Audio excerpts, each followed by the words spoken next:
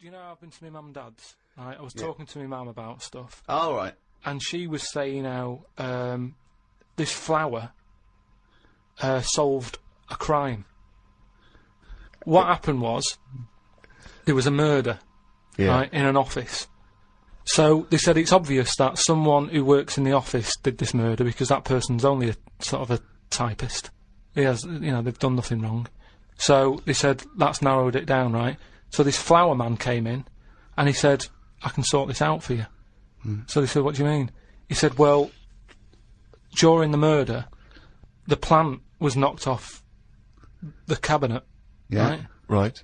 and he had some special wires that he can put on the flower, and it's sort of shaking and stuff because even though you can't see it, flowers pick up bad vibes and what have you. If you shake a plant, it doesn't like it." Okay. Right? So what happened was, he said, "Right, what we'll do, we'll put the plant back on the shelf. Yep. We'll water it. We'll calm it down.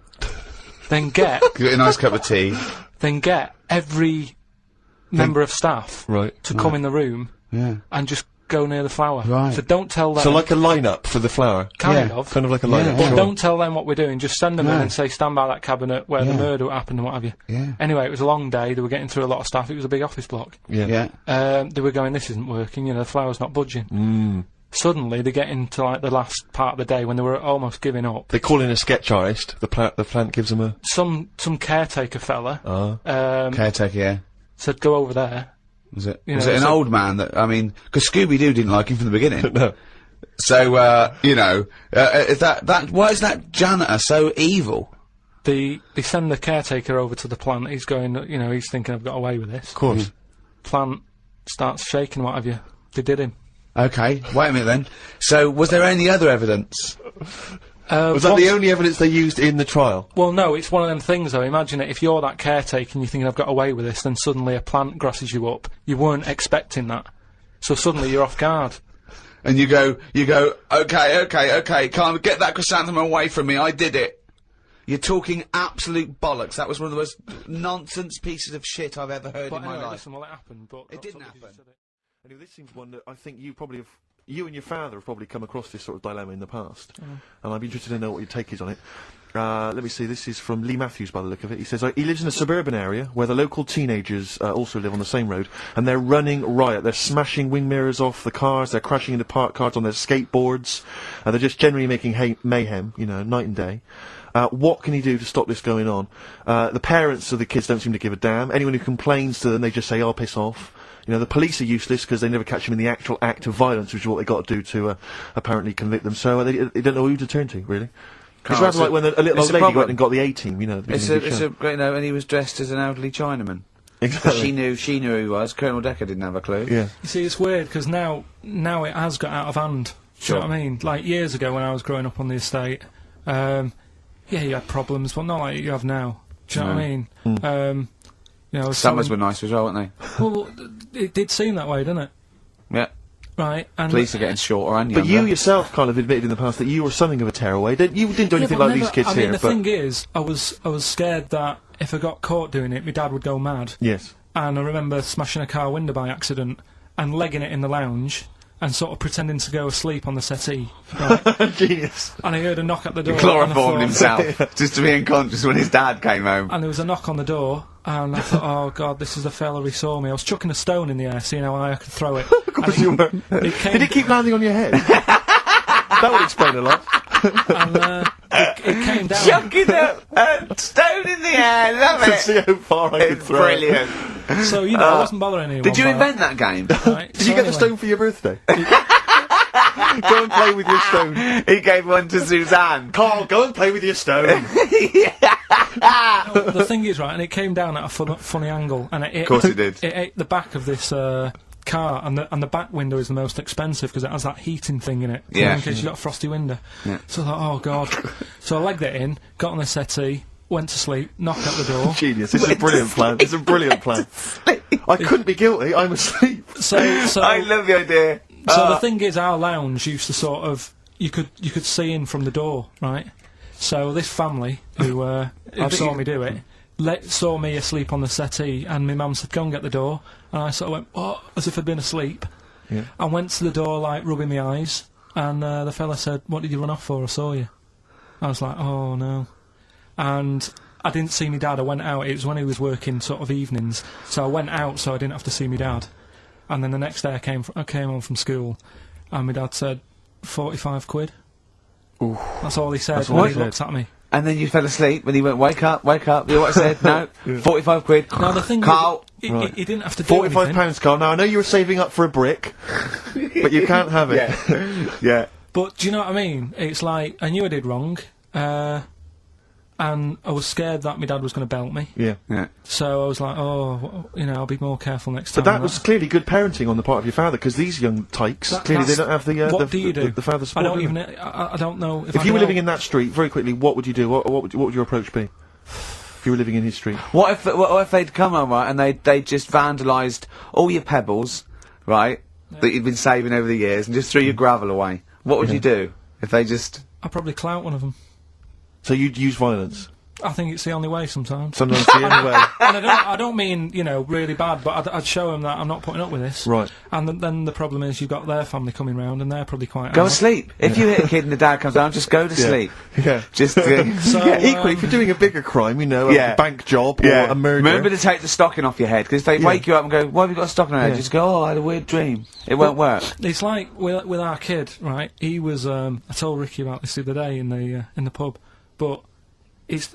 Is this your brother? It never, yeah. Because he was a terror, wasn't he? Well, yeah, a little bit, but it He was did more... drive a tank down the high street once, didn't he? Yeah, that's when he was in the army. Yeah. But Another story.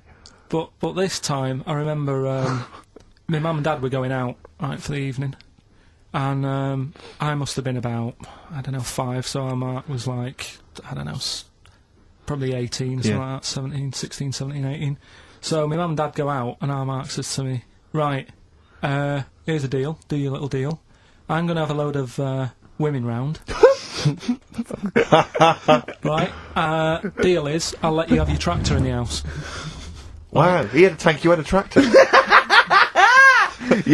but his brother didn't have the rocks that Karl had. No. So he needed the tractor to put his toys What along. kind of a man was he? He brought a bunch of women round? So, yeah, there was loads but do you know when you're a kid, you don't think, oh, I know what they're up to. You're not bothered, are you? Do you know what I mean? As long as I've got my tractor, I'm happy. Yeah. So I was He hasn't changed a bit. But how many women did he have around? Was it just him and, a bunch of women? yeah. Was it like, what's his name? What's his name? Like Nedwell from Confessions? Yeah. Confessions of an Older Well, they all Brother. just came round and had a He big liked orgy. his women. Seriously, right, my mum and dad had to move because they got sick of women coming round saying, I've got a kid and it's your Mark's. They had to move because it got that bad. Did you hear, when you were playing on your tractor, and there was women running back and forth in underwear, did you ever hear this noise? Did you ever hear that? Or kind of wow, wow, wow, wow. Wow, wow, wow, wow. And just see your Wow, wow, brother's wow. arse disappearing down Yeah, the thing exactly. being chased by a butcher. Did you? It's not important. It's Law and Order. not that interested in it, to be honest. What do you mean? I've got no interest in Law and Order whatsoever. It's not part of my life. That's the problem. You keep picking topics that don't buzz me. Of course they do. They don't. Well, let's talk about this. Let's talk about this. You're a man quite obsessed with Law and Order. Based on what? Well, law and order is basically to protect the innocent, isn't it? I mean, when we think of law and order, we usually think of crime and punishment, but it's all about protect our person. We have the right to walk the streets without getting mugged. When someone wrongs us, we want justice. It's fundamental. And you do. You were sitting in your old flat in London, phoning me every day that you wanted to go downstairs and smack their heads in for being late and shouting around and being drunk, and you could hear it. You wanted some justice. Yeah, but nothing would have happened if I'd called someone up and said there's people doing noise pollution. Even though there's a law for noise pollution now, it's not really taken seriously, is it? Well, So it isn't. but you are concerned with law and order. No, but you there's no wanted your point. rights, and you Quiet, ended up quiet. moving. He's moved here now. He's moved to lovely sunny Hampstead, just down the road from us. So you're having a better life. Yeah, so but I shouldn't have to move because of some noisy people. no, you shouldn't. But I'm saying you were Because no one stressed, cares, though. and you wanted justice, but you thought you couldn't get justice, so you moved away. Yeah, which so I is- dealt with it in my way. Yeah, I right. hated them. Right. Because they didn't care about anyone else. Exactly. But the police wouldn't get involved. There's other people who live round there who had to put up with it. But no one cared. So what did it feel like every night when you were trying to watch telly, and it's hot, and you got the window open, or? No, you could just hear stuff. And, it's that thing of, you get a lot of tourists in London. So they're talking. It's not even as if you can listen in to what they're saying and have a view on their opinion, because they're foreign. Would that be entertaining for you? Well, yeah, because if you can hear what people are saying, you go, oh, yeah, that's a Switch good the point. telly off. That's a good point. There's some I sort don't of- want to hear anyone talking. I'll tell you what, really feel sorry for people with, like, neighbours from hell. Because I mean, you know, I'm not saying it's justified, but I can see why people go mental with someone when they're bullied or, you know, constantly harassed and no one cares. And when you can't go to the police, and go, there's a bloke next door, he's got his telly on loud, he's always pissed, he's shouting about, if you don't do something, I'm going to go around there and crack his head in. You're the one that... But isn't it your own fault for living in central London? Well, not really, because it wasn't always like that. I'd been there years, and then all of a sudden, you know, good fellas turn up. They sat down there making a racket. What can you say to them? You call down, they can't hear the phone ringing. Could I just say that Goodfellas wasn't a pizza joint? He No. called the loud people that because he thought they were gangsters, Right, because they sure. did what they wanted and sat outside and... Yeah. So, but it's louder, I think it is louder abroad than it is here. Whenever I go away on holiday, I always notice that it's always a couple of decibels higher. Really? Always. Like the sound of bird noises and that are louder abroad. Because they're trying to get a nut above the noise of the noisy people. No, that's not true. They are. When I was in, where was I? Menorca or something. It was like lying there. If it wasn't a noisy local, it was the people in the villa next door. If it's not them, they suddenly collected the bottles from the bottle bank. That's a nice noise when you're just relaxing. The bottle bank. Just pop that there where the villa is. So that was a racket.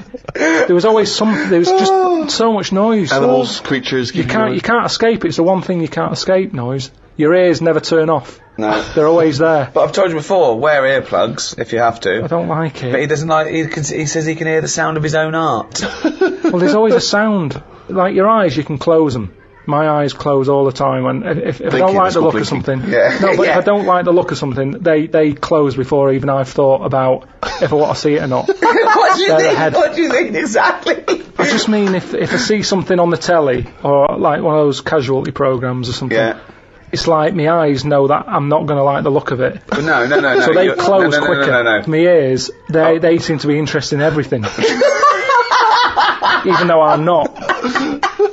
What I mean is, you can't close your ears. Yeah, you that's can't. what I'm saying. Exactly, yeah. You can't. You can never. So that's no, why I like the idea that your eyes are closing when you... I was watching that. Yeah, what are you doing, have your eyes ever closed something that you're going? No, they normally get it right. Your eyes aren't They making normally any get it decisions. You're making decisions. You turn away because you don't like seeing something. You don't turn away and then you're going, what was that? And your eyes going, you don't want to know. You do not know. You don't want to know. I'm just Carl. saying anyway. Lovely pair of tits here. Oh, I can't believe it. I just mean noise pollution. It's the one thing you can't escape.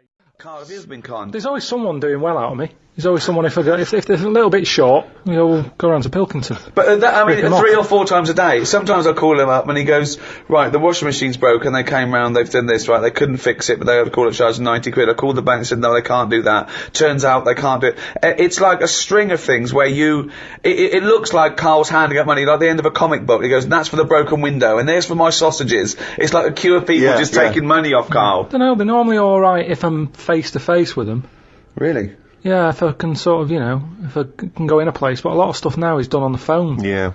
It's all phone, isn't it? Because it's all over the world where you're speaking to these people. Yeah. I was talking to someone the other day about the alarm system, right, in the flat. Called them up, thought, it'll be good to get this going again. Have an alarm system, I haven't had one for years. Might as well use it, it's there. So, I called them up and said, there's an alarm system in this flat I've bought. I want to get it going again. What's the situation? So they took a load of details and stuff, and they said, right, what you have to do, it's 400 quid a year. I said, what? So 400 quid a year. I said, what's that for? He said, if the alarm goes off, we can guarantee that a couple will be there in like a minute and a half. I said, I don't want that. I said, I'm just happy with the alarm just going off. I'll give the keys to the neighbour. No, you can't do that. You've got to have this way. I said, 400. I said, I thought alarms are meant to stop you being robbed. Did you what, sir? I don't understand sarcasm when you're talking to them people. Yeah. Just to get out your system, when you know you've been conned, you just laugh in the face of adversity. You were just talking about how I lived in an odd village. Yeah. With kids with big heads and all that, right? And what I wanted to do... What is that again? There's 2 kids with big heads? Yeah, they just had sort of big heads and, webbed hands and that. They went to my school. And, when I spoke to my dad the other day, because I'm going to see my mum and dad tomorrow. Oh, yeah. So I said, have we got any school photographs with the, big-headed kids in? And he said, no, nobody bought those sort of school photos, because they were in it, so it was always a bit ruined. But I said, well... No, he said sales were, you know, because he obviously talked to other dads and stuff like that, and he just said, oh, no one bought them. But anyway, so... I would love them! Yeah. That's why I'd buy them. Yeah, but I wouldn't stand out, would I? If it's on the mantelpiece. Yeah, well... So, but anyway, so I was talking about, you know... When you say they had big heads, what do you mean? Do they look like someone from Doctor Who? They were just quite big. But they weren't related? No. So why did 2 blokes with big heads and webbed feet? I lived in a weird area. There was a chemical plant close by. I can't believe you've never told us that before. That explains a lot. Not just the freaks in your neighbourhood, but... No, there was loads of weird stuff going on. There was this, like I said, there was this woman who, used to, like, live in one of the council flats, right? And, she had a 3-wheeled, sort of big, what do you call it? 3-wheeled son. He was the weirdest bloke we ever knew. What do you call it? Like a big tricycle, but for an adult, rather than one for a kid. It was a big one. It wasn't a motorbike, though, it was a... No, it was a push bike thing. Right, yeah. And she used to, sort of ride down the road with a fella sat in the basket on the back, with his, like, legs dangling over, and they'd be going to, like the pub and what have you. Was it a different fella each time, or the same one? Yeah, same. Yeah. Little sort of bald-headed fella. Sure it wasn't collection for, like, organs and things. Bring out your ill. And then people just throw Grandad just in the back and go, right, we're getting £4 for Grandad. But she's got a lovely pair of testicles on him. They're very low, but they're Bring out your dead, or nearly dead. She used to, pick on her husband quite a lot. They'd be in the pub and what have you, and they'd be sat by themselves, but she'd always be sort of, you know, having a go at him, moaning at him, sort of pushing him about and that. So my dad and his mate, right, they went round to their house, knocked on the door, she answered, and he said he was a copper, right? He said, you know, Detective, Pilkington, gonna come in and have a word. So I'm just gonna make a note of impersonating a police officer. for the good, he went in and sort of said, now, I've heard, you know, you picking on your husband a lot. Yeah. We'll be keeping an eye on you. Do it again, and, there'll be trouble. And she backed off after that. She was alright. And how was the husband? Was he still in the basket, though? Was he allowed to ever sort of, like, ride up front with her? Or was he just always in the basket? She'd sort of stop picking on him in public places and stuff. That's good. You can't get done, can you, just for doing that? I think impersonating a police officer... Well, you probably did, there was no gain. I think you can't impersonate a police officer full stop, but I think they'd probably be lenient on him that he was, you know... But let's face it, you know, he's not gonna be caught, because why would anyone know about it? It's not like his son's gonna say it on a radio station, is it? And stitch him right up. Is this something you did generally? Kind of a little bit of, like, vigilante work? Just whatever, him and his mate, just, you know, if they saw something going on, they go, what can we do? Sure. What little scam can we do, or whatever. That's fantastic! That is brilliant. Right, okay, coming up, Knob News. And Monkey News. And Monkey News. And the answers to Rockbusters. What a show. Talking about, your parents listening, Karl, was in Heat this week, and, they mentioned that he does this thing on Sky, what is it?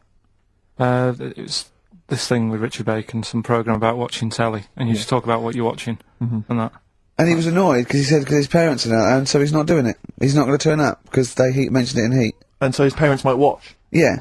Why are you worried about that? I don't like them watching stuff, do I? I told you, it dates back to when I did Little Donkey at school. Sure. I don't want people watching me. What's that? Just renew us on Little Donkey? What happened? It was just, you know, I was there to play the drums and that, in We Three Kings. I was loving it, you know, I got a bit carried away. How old were you? About 13, right? Yeah, really? Probably. Yeah. About 10 probably, you know? Yeah. 6. Between 6 and 13. Where old were you? What school were you at? Okay, you were playing Little Donkey. Yeah. So, and, no, but it was one of them schools where everyone sort of was in the same one. Do you know what I mean? Oh, a Manchester school. Yeah, just the one classroom. Well, it's like sweeping chimneys in the day and then 1 hour of learning. Yeah. What are you talking about? What school were you at? Was it infants, junior, or secondary? They didn't really do that. It was What one way. do you mean? You did that? They still have to abide by the laws of the land in Manchester. No, but it was a lot more like you had infants, but you also had like the older lot. There's kids there who, when you're in the younger year and that, you'd see kids and you go, talk English and use terms that people do when they're talking about schooling. I don't even want to talk about this. No, how old were you? What oh. I'm guessing maybe 6 or 7 or 8. So you went from 13 to 6? Yeah, but like I say, it's hard to remember because... Imagine if you were giving evidence in a trial. Yeah.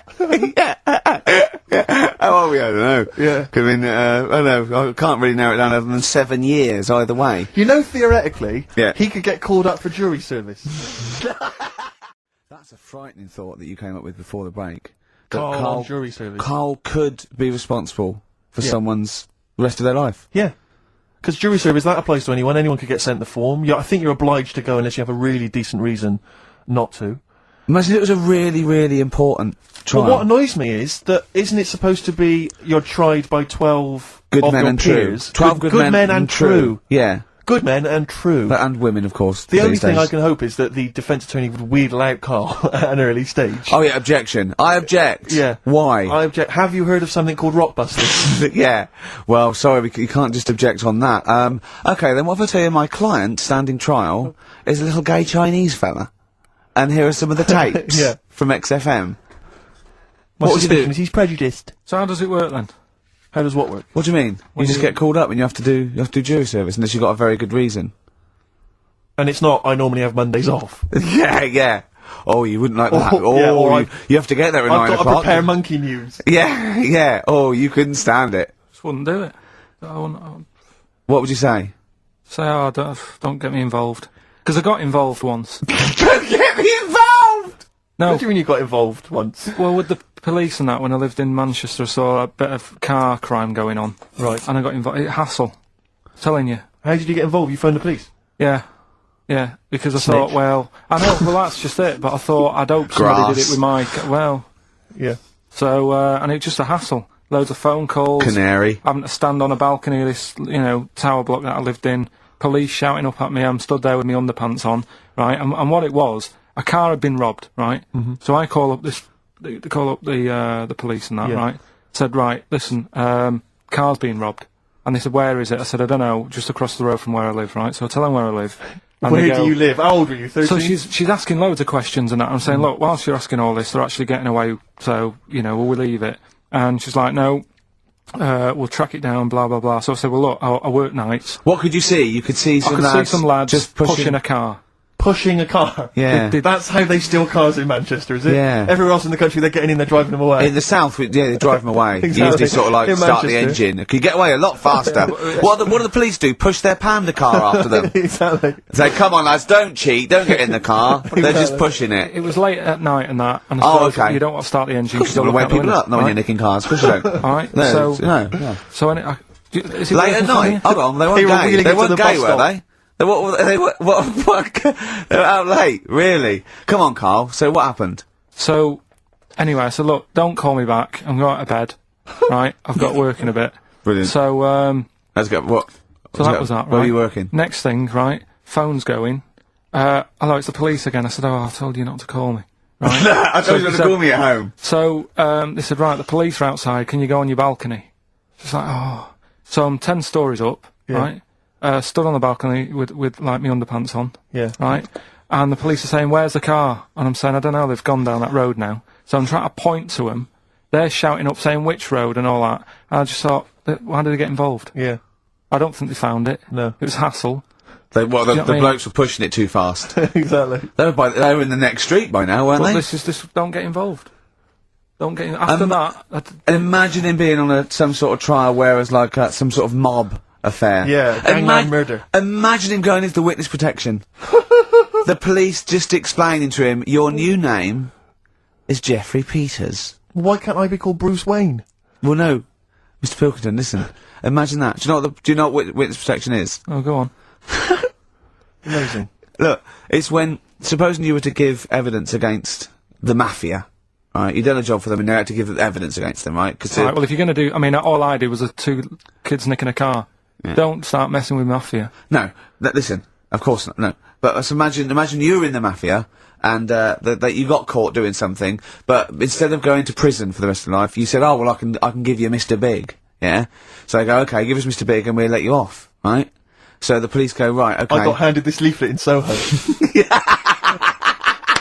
So you say, okay, well, I'll give you names. They go, right, we get evidence in court, and you go, yeah. They go, right, we'll have to get you away because you'll be done for. So you give us all the names of Mr. Big, right? We'll give you a new identity, a new passport. We'll let you go and live in Canada for the rest of your life with Suzanne, right? So why have I got to do all that? Because they'll bump you off, won't they? How did you know it was me? Because you have to give evidence in court. So they go, oh, Pilkington squealed. So you got to change all your life? Yes. Yeah. They've killed someone, yeah? Yeah. Well, look, you just know, you're giving them in to keep you from going to jail. So you don't want to spend the rest of your life in prison because you're involved in some or source or whatever. It doesn't matter, Karl! No, listen! How would the mafia know that I've said something? Because you say in court, those are the people, he's Mr. Big, he's Mr. So-and-so, he ordered the hit. Don't you know anything? It's a lot of messing around though, isn't it? But... So I've got to leave this job, yeah? Yeah, I think they might try XFM first. I'd have to... What, I'd have to bin Suzanne, would I? No, she can go and live with you. You have to cut off all your ties with your friends and family, though. You can't contact them. You got to leave them behind. Would she have to change her haircut? Possibly. When did the murder happen? Yeah. What would the new identity be that you choose? What would you choose for yourself? What name? Probably, I wanted to be called Brett when I was a kid. Okay. Right. Brett what? Brett Pilkington. You got to change your surname, yeah? Yeah. Well, yeah. Yeah. Maybe go X-Directory. Where would you move to? Probably back up north. No. Well, no. No, don't do that. Don't do that. Can I suggest, maybe, Brett Hanson and go and live in Australia or Canada or something. Well, maybe when they're not operating, maybe, you know, and they just forget it. You might have to change your identity as well. You might have to grow your hair. Well, you can't grow your hair, but maybe wear a wig or a moustache. What would you do? What would you wear?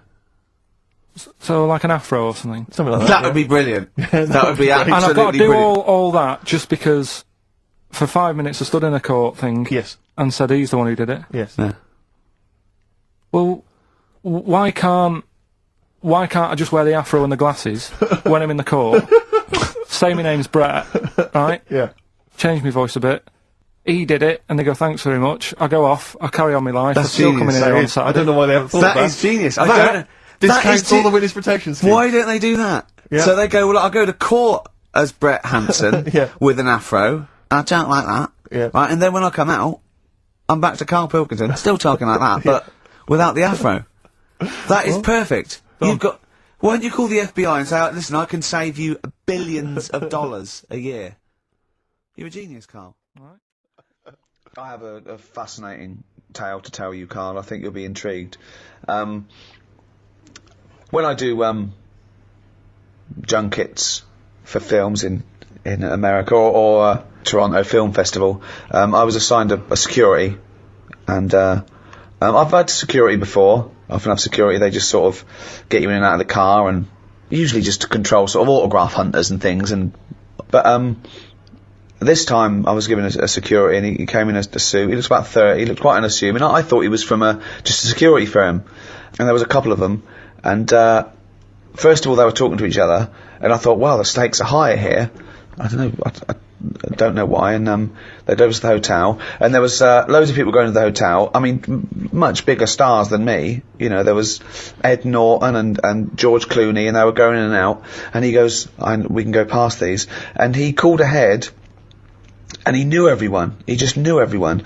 And we went down in the car park. We were met by another security guard in the hotel that let us go past everyone. I mean, Clooney's having to queue up and sign. And I'm thinking, this is weird. And I was feeling a bit guilty because I was there to promote the film. And I think, this security guard's so good, I'm never going to ever have to pump into anyone. It was amazing. And they was there the next day, and he took us to the junket and back, and he put us on the thing. And then it turned out that he was actually LAPD, who was doing this for celebrities because he earned more money. And then I found out he had a gun. So I can't come in the airport with you. I can't take my gun. So he's armed. So I've got a security who's an APD who's armed, and I'm fascinated. Now I'm fascinated. This man is walking around with me with a little earpiece, talking to everyone. He seems to know everyone, and he's got a gun. I think, this is amazing. Then one night he said, he dropped me off at the hotel, and he said, I've actually been called. I've got to go on a mission. They need my help. I said, really, what is it? He said, it's a hostage situation. He said, and I'm also SWAT. So now this is amazing. He's now officially the coolest man I've ever met in my life. So he goes off. Then I'm thinking, I'm worried about him. I was talking to Jane, I was thinking, wow, he does this, he gets this extra cash, he's risking his life, and now he's going to a hostage situation. And I was thinking, oh God, it's just a silent hero. So next day he goes, I said, how was it? He said, I was fine. He said, I just turned up. He said, I had to do it in my suit. He said, because I'm the negotiator. What? So now he's an armed security guard who's an LAPD, who's special SWAT, and he's one of 9 negotiators in LA. We're in LA now. We'd come from Toronto, went via New York and LA. So I went, oh my God. And I just asked him questions for 2 hours. So the first thing that happens is, so someone runs in with a hostage. This guy, who's just a kid, who was 19, he'd done a robbery. He'd panicked and he'd run away. The police were after him. He ran in and he took his kid with him. It was just a 3-year-old kid. Okay. That often happens. Most hostages that people take are their family, because it's all they've got. And they go, I'm going to kill my wife or my kid and that. And they don't mean it. They're not going to. But they need a hostage. They've got a gun. So he talks to them and he says things to them like, you know, you didn't mean this to happen, did you? They went, no, he said they got out of hand. It just got out of hand. And he has to let them trust him, because they've got a hatred for the police, of course. They don't trust the police. And the first thing he does is call the phone company and say, what's the number of this address? He goes, change it by 1 digit. So now only he can call that number, because of course you can't have an engaged signal. If they haven't got a phone, they have to throw a phone through a window. So they've got to have contact with this guy. You know? I said, what happens if this guy says, you're never going to get me out, I'm going to kill all the hostages? He said, then my sole purpose is to get him to stand near a window. And I went, wow. Now apparently there's a police marksman ready, of course, if they think they've lost him. The important thing is you've got to take him out, because you've got to protect the innocent. So how they shoot him is they shoot him in the top lip, and it takes out the brainstem, so there's no reflex. And I'm just being absolutely, I'm captivated. What do you think of that, Karl, as a job? It's amazing, isn't it?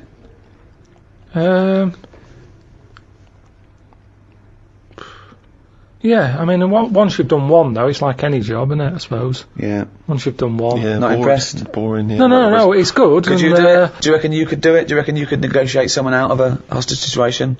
Well, I With your think in one of dulcet them tones? things, there's nothing you can do. It's like, it doesn't matter if it goes wrong, because Well, it you does. did your bit. No, it's like being a vet, isn't it? Not really. Not really, because that's ridiculous thing to say. It's nothing like being like a vet. No, it is. What I mean is, you're expected to make the little kitten live. No, there's loads of it. Because I was saying, so he says, I need a car by 5 o'clock, or I'm going to kill someone. He then makes sure that he doesn't kill anyone, but he makes sure that car doesn't come till 5:15. Even if it's there, he keeps going, it's on its way, because then the hostage knows that he's not in control, really. Even if it's as easy as saying, I want my wife here, and he can get her there at 5, he makes sure she doesn't turn up till 5:20. Yeah. It's just little things like that that's just absolutely fascinating. The psychology of it is just amazing. But he's not bothered, is he? If He it's is 15 bothered. minutes late. He is, because he really takes a bit, he empathises with these guys, and he says, no, you've got to understand. No, He but the says, fella in the house with the gun, yeah. he's not going anywhere. 15 minutes either side doesn't matter. Well, why is he in a rush? I don't think Karl's getting how Not sure he important, how is. No, amazing not he sure is. you said Yeah. they make the car 15 minutes late. Yeah. He's getting his car. That Yeah, bloke's not in a rush. He's never going to get in the car, is he? That's the other thing as well, because once a bloke said to him, I need a car, and he just went, where are you going to go? And the bloke went, Yeah, forget that. He has to make them forget their deadlines and their demands. So soon it doesn't matter. And he has to get in their head. But to do that, he says that he has to empathise with them to a certain extent. He has to understand why they're doing it, to talk to them and go, yeah, you've had a bad day. That would send anyone. But he has to get their trust. Karl, try and talk me out. You think it's that easy? Right, I've got a hostage situation, right? Done a crime. I've run in the building. They go, there's only one person we can ask for. Get me Karl Pilkington. Okay, you turn up. Right, what's your question? So you've asked for me to deal with this? No. The police know that you're their top man, and there's a guy in here, he's got a gun, he's got a hostage, okay, he's just done a crime, they don't know what to do, okay? Right, you turn up, what's your first question to the... I'm talking to you. Well, no, you got to assess... Right, I'd say, right, I think there's a saying, actually, you say, where's brass? Right? Right. I found that out, I overheard that. What's that? It was something, You're wasting time! Who's that bull cunt that's just turned up? I'm gonna fucking kill it! Right, where's brass? What does it mean? I heard it at school when they... I don't know what the fuck you're talking about! Not just you! It means, I heard someone use it on the... Well, I don't know what the fuck it means. It means the top person of the police who are around at the moment. Yeah, well, you talked, I'm the fucking top brass here, I've got a fucking gun against this kid's head. Who the fuck are you bald little shithead? Where's my car? What car? I've asked for a car. Where's my fucking car? Am I talking to you now, am I? Yes, you are. Are you the negotiator? Yeah. Right. Get me a fucking car. Where do you want to go? Oh, I'm fucking sore for shouting. Throw a phone through the window so I can talk to you over the phone. No. Alright, in a minute. Don't ever fucking say no to me. In a minute, I said. Okay. Right, the clock's going. Where's this fucking phone? Listen, I've got just a sore hang on throat. a minute. I've got a sore throat. I can't talk anymore with that phone. I've been called up here. I can't hear you. I need a phone. I've been called up here. Yeah, can you go to put the phone through? Why are you putting the phone through, you dopey cunt? You want to talk to him? Because I don't want to give you a phone straight away. You said you've got to delay him. No, but you've got to talk to them. You shouldn't even demand a phone. You should make sure you've got a phone, you dopey twat. Give him a phone. Right, thanks. Alright, how's it going? That's better. Right. Right. Who are you, by the way? Who are you? Bruce. I can't give you them details. Well, you can, because I've got to trust you, dopey sod. Are you police, or just some fucking cunt walking by? I'm a policeman. Right, I don't trust policemen. No, but I'm a bit higher than that. So listen. Or don't you tell me I'm laying down the law here. No, listen. I'm going to shoot someone unless I get a fast car. I've done a robbery. It's all gone wrong. You're after me now, but I want a car to the airport. I want a plane standing by. You don't know me, but I do this a lot. Right? And I can tell you that it never works out right. Do you know anyone who's done what you're doing and is now living a happy life? Well, I don't care. I don't care about living anyway. I don't care about living out. I don't care if this goes wrong, because I'm going to shoot the hostage. What's your problem? I'm just... I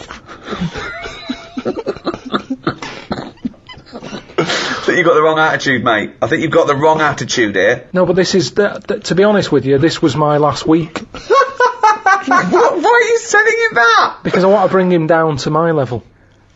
Right. What's that got to do with it? Well, you know, I've done this job for a long time. Right. And sometimes I felt like you.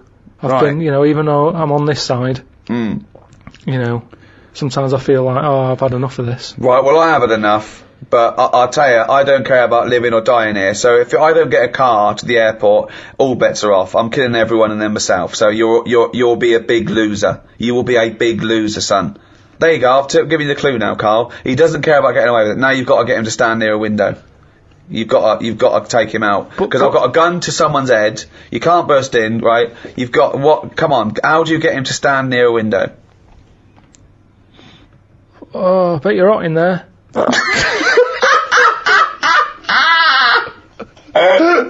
Keep going. I am hot, yeah. That's why I've just drawn the curtains and keep away from the window, because the sun's blazing in. It's not too bad away from the window. It's, the sun's gone round the back now. Just come and have a look. It's a lovely, lovely evening. Why do you want me to stand near a window? I think just because when you see how nice an evening it is... Worst load of dribble ever. Keep going, I'm interested. When you see how lovely no, it's that thing. I've heard that if you smile, you feel better. So have a little smile. Think of a happy moment in your life. I'll tell you what a happy moment in my life would be. Putting a bullet through your little round head, you cunt. Keep thinking about that image.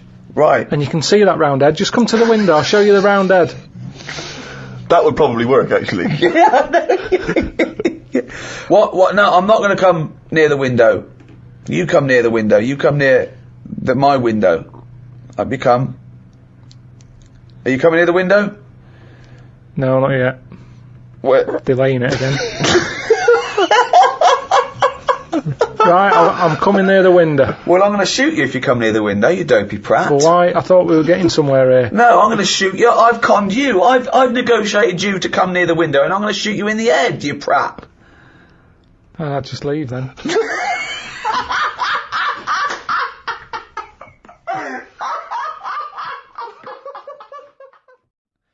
I don't agree with execution. State execution of someone, whatever they've done, for many reasons, but the main one is I don't think you can have a state that shows that sort of violence against an individual, whatever they've done, and expect people to accept the very code and morality of treating people equally and not showing violence towards them.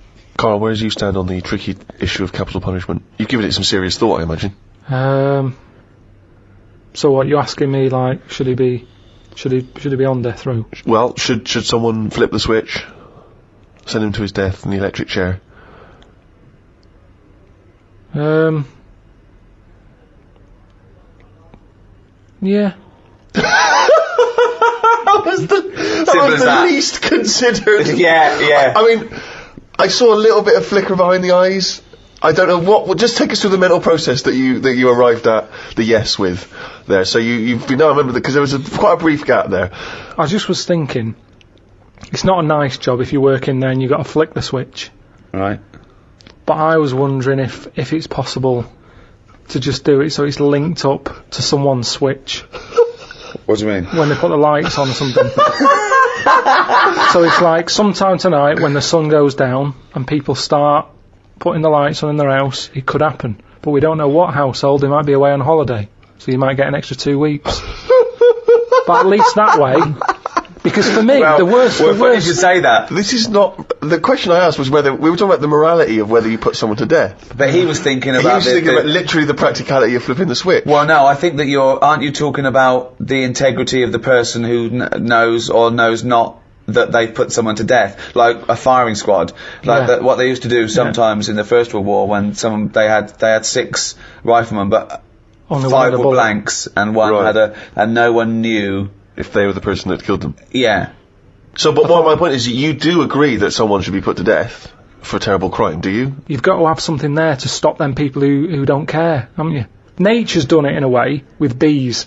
They've gone, we've give you a weapon, but if you use it, you die. And that's like the bee. Well, so they're worried they're going to go, I'm not going to do it. We do, won't we? We have people saying, 1, you can't do that. That's step 1. Here's the law. Don't do it. But there's a lot of people who go, I'm not bothered about the law. I'm not bothered about annoying people. Yeah, that's true. So for them, at the end of the scale, you've got the chair and you stick the wires on their head and we'll fry your head. And they go, oh God, I don't want that. That doesn't always work, does it, with being put to death? Because as a deterrent, most of the crimes aren't just crimes of gain with that. Some of them are crimes of passion where a deterrent doesn't count because you see red and you go crazy and you're angry and you kill someone. I think a lot of those crimes, the deterrent isn't relevant. You know, things like armed robbery maybe, where it's a risk, what can I get versus what my crime. Maybe then it might be a deterrent, but then of course, if you start to get a capital punishment for crimes that aren't murdering someone, then that thing brings in you might as well murder them, because then you've got more chance of getting away with it. So it's very delicate what you make people be killed for. You've made an interesting and reasoned argument there, Rick. I'm looking forward to hearing the riposte. Right. When I was younger, I used to nick Mars bars. Okay. Right. Now, I did that then, and I knew that even if I get caught, what's the worst that's going to happen? Yeah. I'm not going to go to prison over that. But it was worth nicking because the Mars bar, they were like 45 pence. Sure. When you're a kid, you can get a lot of chewing nuts for that. Chewing nuts? I don't know what you're talking about. Yeah, they like caramel covered in chocolate. Last ages. Quite hard. Oh, I know. Yeah, you suck the chocolate off and then you got to chew them until they're... Yeah, I know, yeah. Now, I could afford them at 10 pence a bag. They'd last me sort of a morning. A Mars bar was a proper treat.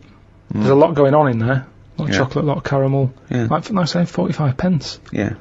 So, to me... That was like an advert that went wrong just at the end. They started off good. They go, this fly's good. He's, you go there. Mars bar, there's a lot in it. It's like, oh, good, keep going. Yeah, it's got caramel. It's like, yeah. But it's 45 pence, which is too fucking much, so fucking nick it, you cunt.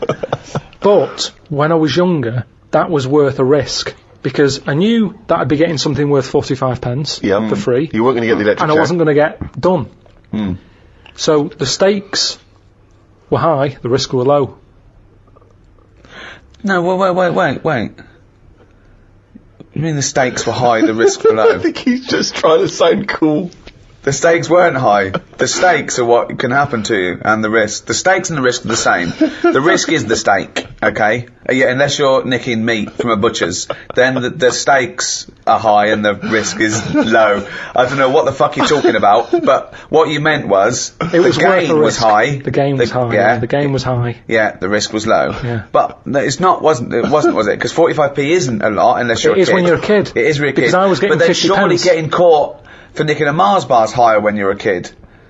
No, it's not. Look, you see, most of the time, I didn't want to say which shop it was that I nicked it from, but it's where I did my paper round. Now, the thing is... So you're nicking from your own boss? Nah, but listen, I used to wake him up. I helped him run that. No, because That is terrible. This is awful. Go on, hang on, I want to hear him. Really I want to hear him rationalise his terrible crime. Because that sweet old man who used to give... He's not an old man. I used to go round and wake him up, right? He hated running that place. Right. If anything, I'd say I was his best asset. Well, not really. Yeah, because you were nicking from him. You were thieving from him. I don't know how much he made on papers, but he'd probably go 45p profit. Hold on. They got their papers really early because I got up early. Yeah. I used to go round to the shop. Mars a day helps you work, rest, and steal. So I used to go round there, wake him up. He'd be like, "What are you doing round here so early?" Don't know, I'm just hungry. What? I'm just hungry for work. No. Oh, well, good boy, Pip. I'm just going to turn away a minute, while you stand there in front of the confectionery. I'll turn away now, and I've looked back now, and here's the papers. And thanks so much, Karl, because you're a lovely He's like kid. an honourable and trustworthy guy. Yeah, I can't really afford to... I've been betrayed so many times, that's why my lovely wife's no longer with me. You know, she ran off with Ken. Yeah, but I mean, at least I've got a friend. I've got one young friend. You turn up early, oh, God, it's brilliant. Oh, and Karl, keep a lookout, because... Someone's been nicking Mars bars. Yeah, I know it's not you, because I trust you implicitly. And by the way, Karl, why don't you take a Mars bar for free? Oh, thanks. Well, that never happened. Alright. So, I'm getting 50 pence a day for delivering papers. But I needed the energy. Right. Now, if I spent my 50p on a Mars bar, 5p profit a day is not worth it. No. So, help yourself. I knew I was doing a good job for him. No, so help yourself. That doesn't follow. So help yourself. Get another job, leave that job, negotiate a pay rise. Not help myself. That doesn't go. That's ridiculous. Where does it stop? If you worked in a nuclear power plant, well, they're not paying me much. Have a little bit of uranium. A lovely little bit of uranium. Yeah. I do. That's a strange analogy, Rick. Sort of left straight from a bloke nicking stuff from work. So he works in a power plant, he's having himself a bit of uranium. What's he doing with the uranium? Well, you know, Mars a day and all that, and that's for energy, and so's uranium. What do you make of New York's ex-police chief saying we need more bobbies on the beat? He's come over here, he's the guy that sorted out crime in New York City. He's come over, he said, you're going all over the place here. You need more bobbies on the beat, more policemen, a visible police presence. There was something last week about some copper in London who was sat on a bench, and he was asleep or something. Oh, yeah. And people were like outraged because like he should be looking after, you know, England's people, not nodding off on a park bench. Which is a bit daft because they were shouting he should be looking after England's people. Was this the 16th century you went back to? What do you think he should be looking after England's people? You know, wherever he was, if he was in like a park somewhere, they were like really annoyed because he was asleep. But sure. He'd probably undercover. No, but the thing is, if there would have been any trouble, I'm sure he would have woke up. Yeah. If there was any if someone needed help, and he screamed, he would have woke up. So I don't know why they were having a go at him. Yeah. And, And he might not have been there at all. So it was so Yeah. he would probably have his radio turned on, didn't he? Yeah. Listening to Heart. So you're not concerned then that there's not the crimes going I up? think there's enough. I see quite a lot of them whizzing around. Okay. You're happy then? Yeah. As long as you're happy, Carl. So you don't think it's too much crime? No. Just the right amount. Just the right amount of crime. Yeah. Now, if you think about America in the 1950s, black people still very much second-class citizens. You've obviously heard of the famous Rosa Parks incident, in which she was obliged to move on the bus from where she was sat to somewhere else, and she chose not to, and she was arrested for it. Became very much a sort of figurehead of the civil rights movement. Had you been travelling on that bus? What did you do? And am I far from where I'm getting off? Yeah. So once again, you can't just nip out at the next stop so you can wash your hands of the whole affair. No, you're on that bus. You've still got a number of stops. You live further away than Rosa does because you've got a lovely big house, whereas she doesn't have a lovely place. She can't afford it. So you've got to stay on that bus. You've seen this now. You've seen this bus driver demanding that she gives up that seat. Maybe she's given up that seat for you. Maybe you've got on that bus as a privileged white man and she refuses to get up on your behalf. I'd probably go, it's alright, I'm standing, I'm alright. But why would you say that? Because you're thinking of the modern day Karl, you're not thinking of the man from the 1950s. Well, the thing is, we don't have to go back in time. We can go to a country now where you'd see an injustice, where you were outnumbered by the law of the land. What if Suzanne wasn't allowed to sit with you on buses? What if now a law came in that women were second-class citizens and she can't come with you? Wouldn't you go, no, fuck that, she's sitting with me? I'd say we're only going around the block. We've been to the shopping centre. Be home in 15 minutes. Can you take that bag with you? Because there's no one sat next to you down here. I'm a bit crammed in up here. 'Cause there's more blokes on the bus. I'll see you in a minute.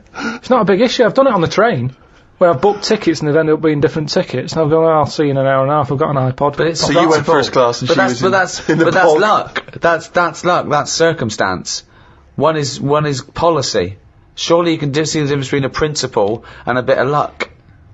But it's what you get used to at the end of the day. I mean, I'm not walking past them and slapping them on the back of the head. I'm getting on, and it's just that's where they sit, that's where we sit.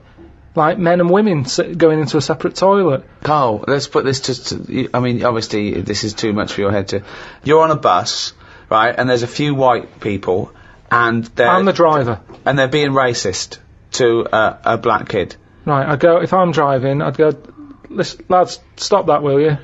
If you're going to be racist, can you get off at the next stop and do it there? Well, you know, we've all had a tough day. It's the end of the day. We just all want to go home. We've all been working. Right. He's not in your way. He's sat in his own seat. Sit back. Calm down. Had enough. But what if they said, no, we usually sit there, we want that seat? Would you think the black kid's a troublemaker? Or would you go, come on, just move, mate, it'd be peaceful? I'd go, what do you want to do? Do you want to move so this is calm down? Or No, you shouldn't say that. He doesn't matter if he wants to move or not. It's his right not to move. Do what you want, then. If you want to stay there and fight your own corner. No. He wants to stay there. Don't you surely you want to be on the side of right.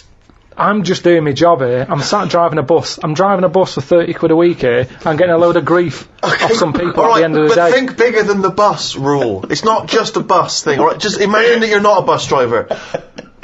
Alright? No, but that's what we're talking about here. But yes, Ricky's trying to make a point. It's an analogy again. It's about you taking some kind of responsibility that could put you in harm's way. Yeah. That could mean that you've got to stand up to danger or to bullies or to aggression. If someone's attacking Suzanne, she goes, Karl, help. You go, no, I could get her here. Because I know the full story here. But this is what I'm saying about Rosie, what's it? I'm just saying, she's sat on the bus. How did it work? She got on the bus, she sat where she wanted. No, I'll tell you how it worked. The middle section of the bus, black people could sit there, but it was up to the driver's discretion to change where black people could sit, depending on the number of white passengers that got on. So she sat in a seat, some more and more white passengers get on, so this bloke decides, well, no, actually, this is no longer the black section, there's no black section, because there's enough white people, you've got to stand up. Right. And she decided, no, I'm not going to get up. It's my right to be able to sit on this bus, as a person, as a human being, not whether or black or white.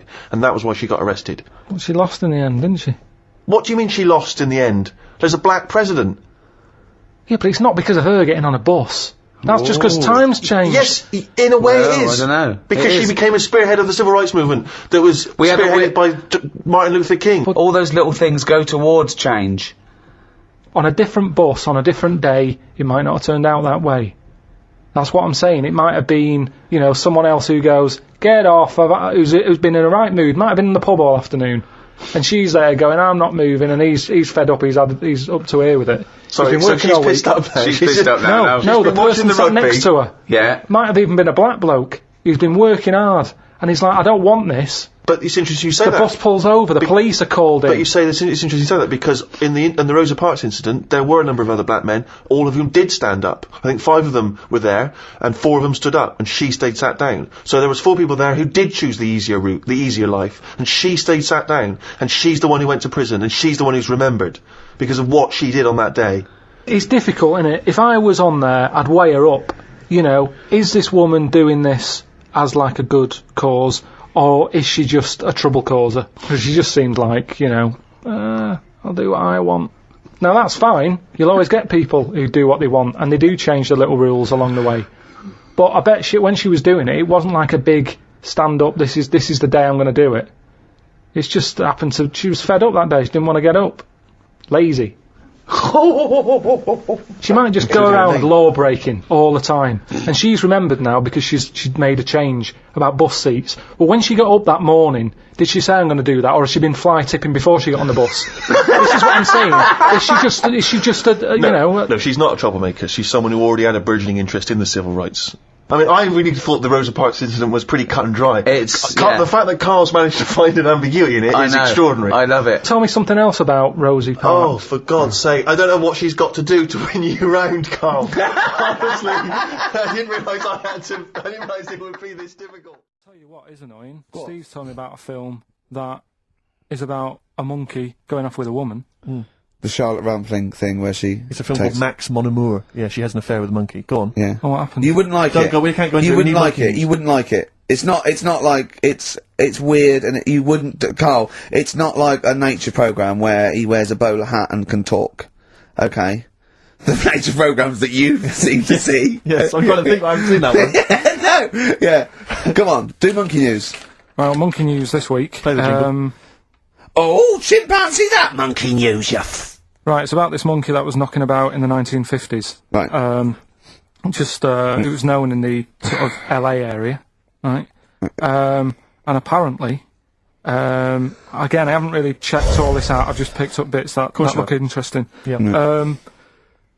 Wore a golden mask, and like a cape and a leopard skin belt and stuff, right? So people didn't know he was a monkey. Of course they didn't know, yeah. They thought it was this bloke who's going around, and he was helping out crime situations and stuff. Right, you're an idiot. So, this disguise, that you see a 3'6" bloke with arms the length of his body. No, but that's the funny thing, right? They sort of thought, it's a bit odd, you know, he's stocky, yet extremely flexible. Yeah, and hairy, because he only wore a mask and a belt. And a distinctive jawline and stuff. And then, right. Apparently, like, he used to sort of get to his... Nothing we say gets through, does it? You've decided you can picture this monkey going around solving crimes, and it's... telling you. Let him finish the story. Time's running out. So it sort of get to its crime by, like, swinging from the trees and stuff. Of course it would, right? yeah. Well, people just thought it's a normal fella. Of course. Then what happened was... This is the bit that's going to annoy me, isn't it? He helped some fellas out, like, you know, and for a reward... They were like, do you want some money? You know, you've helped save our lives during a crime and stuff. Do you want some money in that? And he just went straight for the shopping bags, got a couple of bananas and apples, right? And as he was bent down, looking into the bag, getting the bananas and apples, they pulled his mask off. Little monkey. So he wasn't allowed to work for the police anymore? It ended there. Sure. Weird, isn't it? Rick, can I tell you the meaning of One Flew Over the Cuckoo's Nest? Yeah. Can we never speak of monkey news again? Yeah. Well, anyway, today's story was emailed in. So you didn't even do anything towards it? So when you say I've been working on monkey news, what, you printed that out? So it's the making of monkey news, you checking your email? Well, Brilliant. no, I'm always looking at different options at, how much is going on. This is what makes me laugh when he says he's really busy. Yeah. I'm doing other stuff and that. I'm doing other stuff. People are sending in monkey news. Yeah. Yeah. You get an email. Is it check from it out. Reuters? Well, listen, it's from Steve. Okay. Right? Now, what it is this monkey, right? Yeah. Don't know where it was. But there's a bit before the monkey anyway, right? Jeez. Is this... No, listen. Shoot me. Right? It's a bank. There's this bank, right? Busy bank. Normal day, everything's going normal, right? Busy bank, people going in, doing what they do, seeing about mortgages and stuff. Yeah. Everything's normal, everyone's happy, right? Yeah. So anyway, it's quite busy one day. Fella comes in with a gun and a balaclava on. Up to no good. Right, I'll tell you now, Carl. If this fella turns out to be any ape or monkey-related species, you're never doing this again. You're never...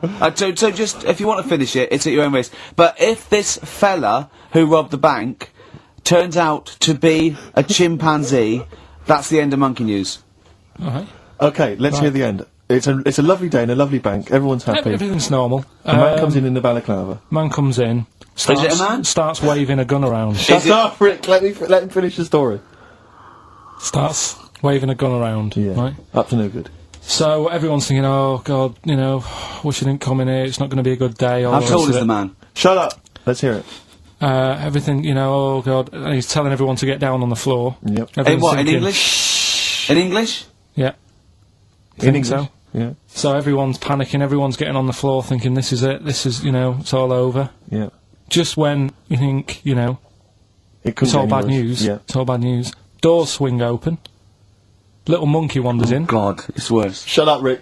Little monkey wanders in, right? The robber's like, what's going on here? He's telling it to get down on the floor, I don't think it was taking any notice. No, right? it was just busy asking for coffee. It runs in, I don't know if it was kind of withdrawal or deposit or whatever. It wanders in, right? Goes up to the robber. Where did it come from? Shut up. Will you let him finish the story and then ask questions? That's okay. only fair. Okay.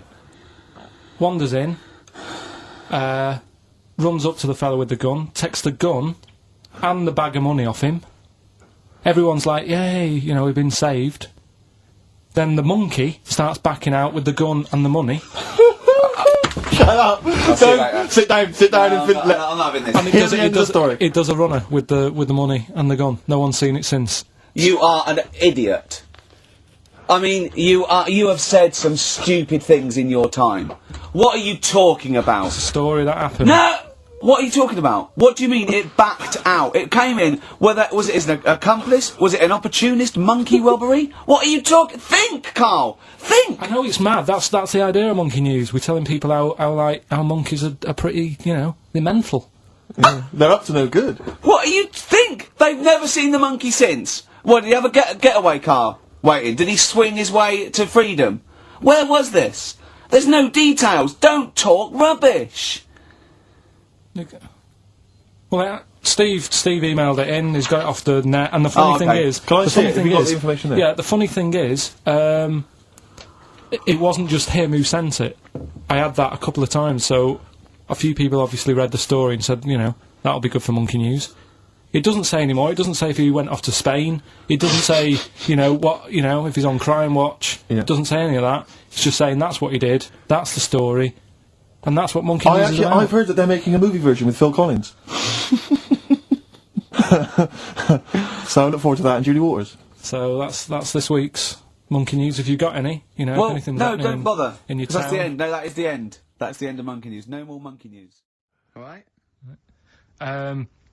Right, before I went away, I told you about Alfred. He was the monkey where there was a robbery going on in a bank. And then he nicked the robber's loot and backed out with a gun. Yeah, He sort of stole. He robbed the robber, didn't he? Yeah. Did he take his gun as well? He took the weapons. He took all the weapons. There was like a couple of robbers. He managed because they were so amazed that a monkey was coming in. It was like Don't talk shite twice. right? So anyway, got a follow up to that. Okay. Now, what was that monkey's name? Alfred. That was Alfred. So anyway, because a lot of people wanted to know, well, what did he do? Did he go off and have a holiday? Did he? No. Right, so the follow-up is, what happened is, the monkey had the guns had the cash, which was $250,000. Sure. Right? It went back to the zoo. Right? Right, Carl, you're talking such... Ricky, I get angry with you when you won't let him finish his monkey news. Right. Can't we just get out the official Imagine thing? if people were interrupting Trevor McDonald. It wouldn't happen. I want to make sure I don't get anything wrong. No, of course not. So check the internet. So, the monkey goes back to the zoo, right, where all the zookeepers come out and go, get him. He's got the guns. Yeah. He hands out a couple of guns to his mates.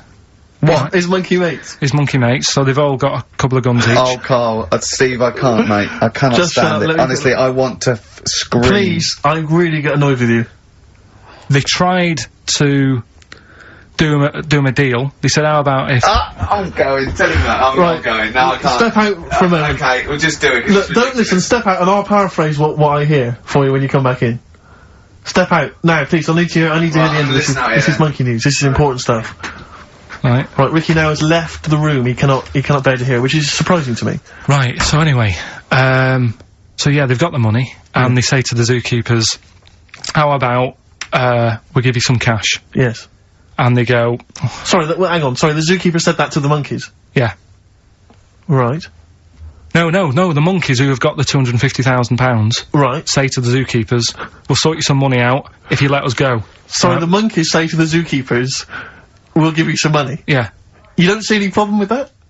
Right, listen. Okay. It's nearly finished. Right, I'm listening out there. This is ridiculous. Go! What do you mean the monkeys say? What do you mean the monkeys say to the zookeeper? They were probably holding the money out, like, kind of going, look, we'll do your deal. Right, okay, come on. And what happened is, I think they were happy with that. I think they left, and that was that. They wanted to get out of the zoo because they didn't like it in there. There's the thing. Right, I don't... Just have a look. Right, Carl, think. Right, how did they get out in the first place, this one? Just let Steve have a... So why did he go... So he went and robbed... He thought... what, he knew there was going to be a robbery that day, did he? He might have been getting some money before they went to escape, and then that happened, and they had more money. They might have been withdrawing some stuff out. What do you mean? No. If he was planning on leaving the zoo, he's going to get his savings. What are you talking about? What have you read there, Steve? I've got a feeling this is a review of one of the Planet of the Apes films. I think it's Escape from the Planet of the Apes. I'm not certain. It could be Beneath the Planet of the Apes. Right, I mean, Carl, think. Please think, right? So this monkey, right, he leaves the zoo, right? So he leaves the zoo, which he can do, presumably. What, they leave him the keys or what? They're chatting to him, they might as well. He goes to a bank. What's he thinking of doing? Sees a robbery, probably by chance. He probably wasn't tipped off, was he? Or has he got one of those police scanners? Probably got one of those police scanners. Well, I think he was going to the bank to get a mortgage to build a slightly. I think he wanted an extension, didn't he, on his cage? Think of that. And so I love the fact that he hands out the guns and they do a deal. It's honestly, you've got the best mind working on radio today. It's incredible. There's a monkey in India, right, on a railway station, waiting for the train. No, don't mess about, because I've got to get through it quick. There's monkeys sat there, and this robber nicks somebody's handbag or something, goes running off down the platform, the police are chasing him, monkey steps in, trips the fella up, pins him down, police come and arrest the fella. He tripped over the monkey. Okay, play a record. He didn't. Oh, chimpanzee, that monkey news. Excellent. A particularly aggressive jingle this week. Wow. Yeah, looking forward to this monkey news. Carl. Right. Come on. So, what's the name? What? We've done... Sorry, what? Brilliant. We've done a lot of monkeys who, like, got involved in crime and stuff. Yeah. Right? We had, the one on the train station, nicking a bag. Yeah. We had the one who went into a bank.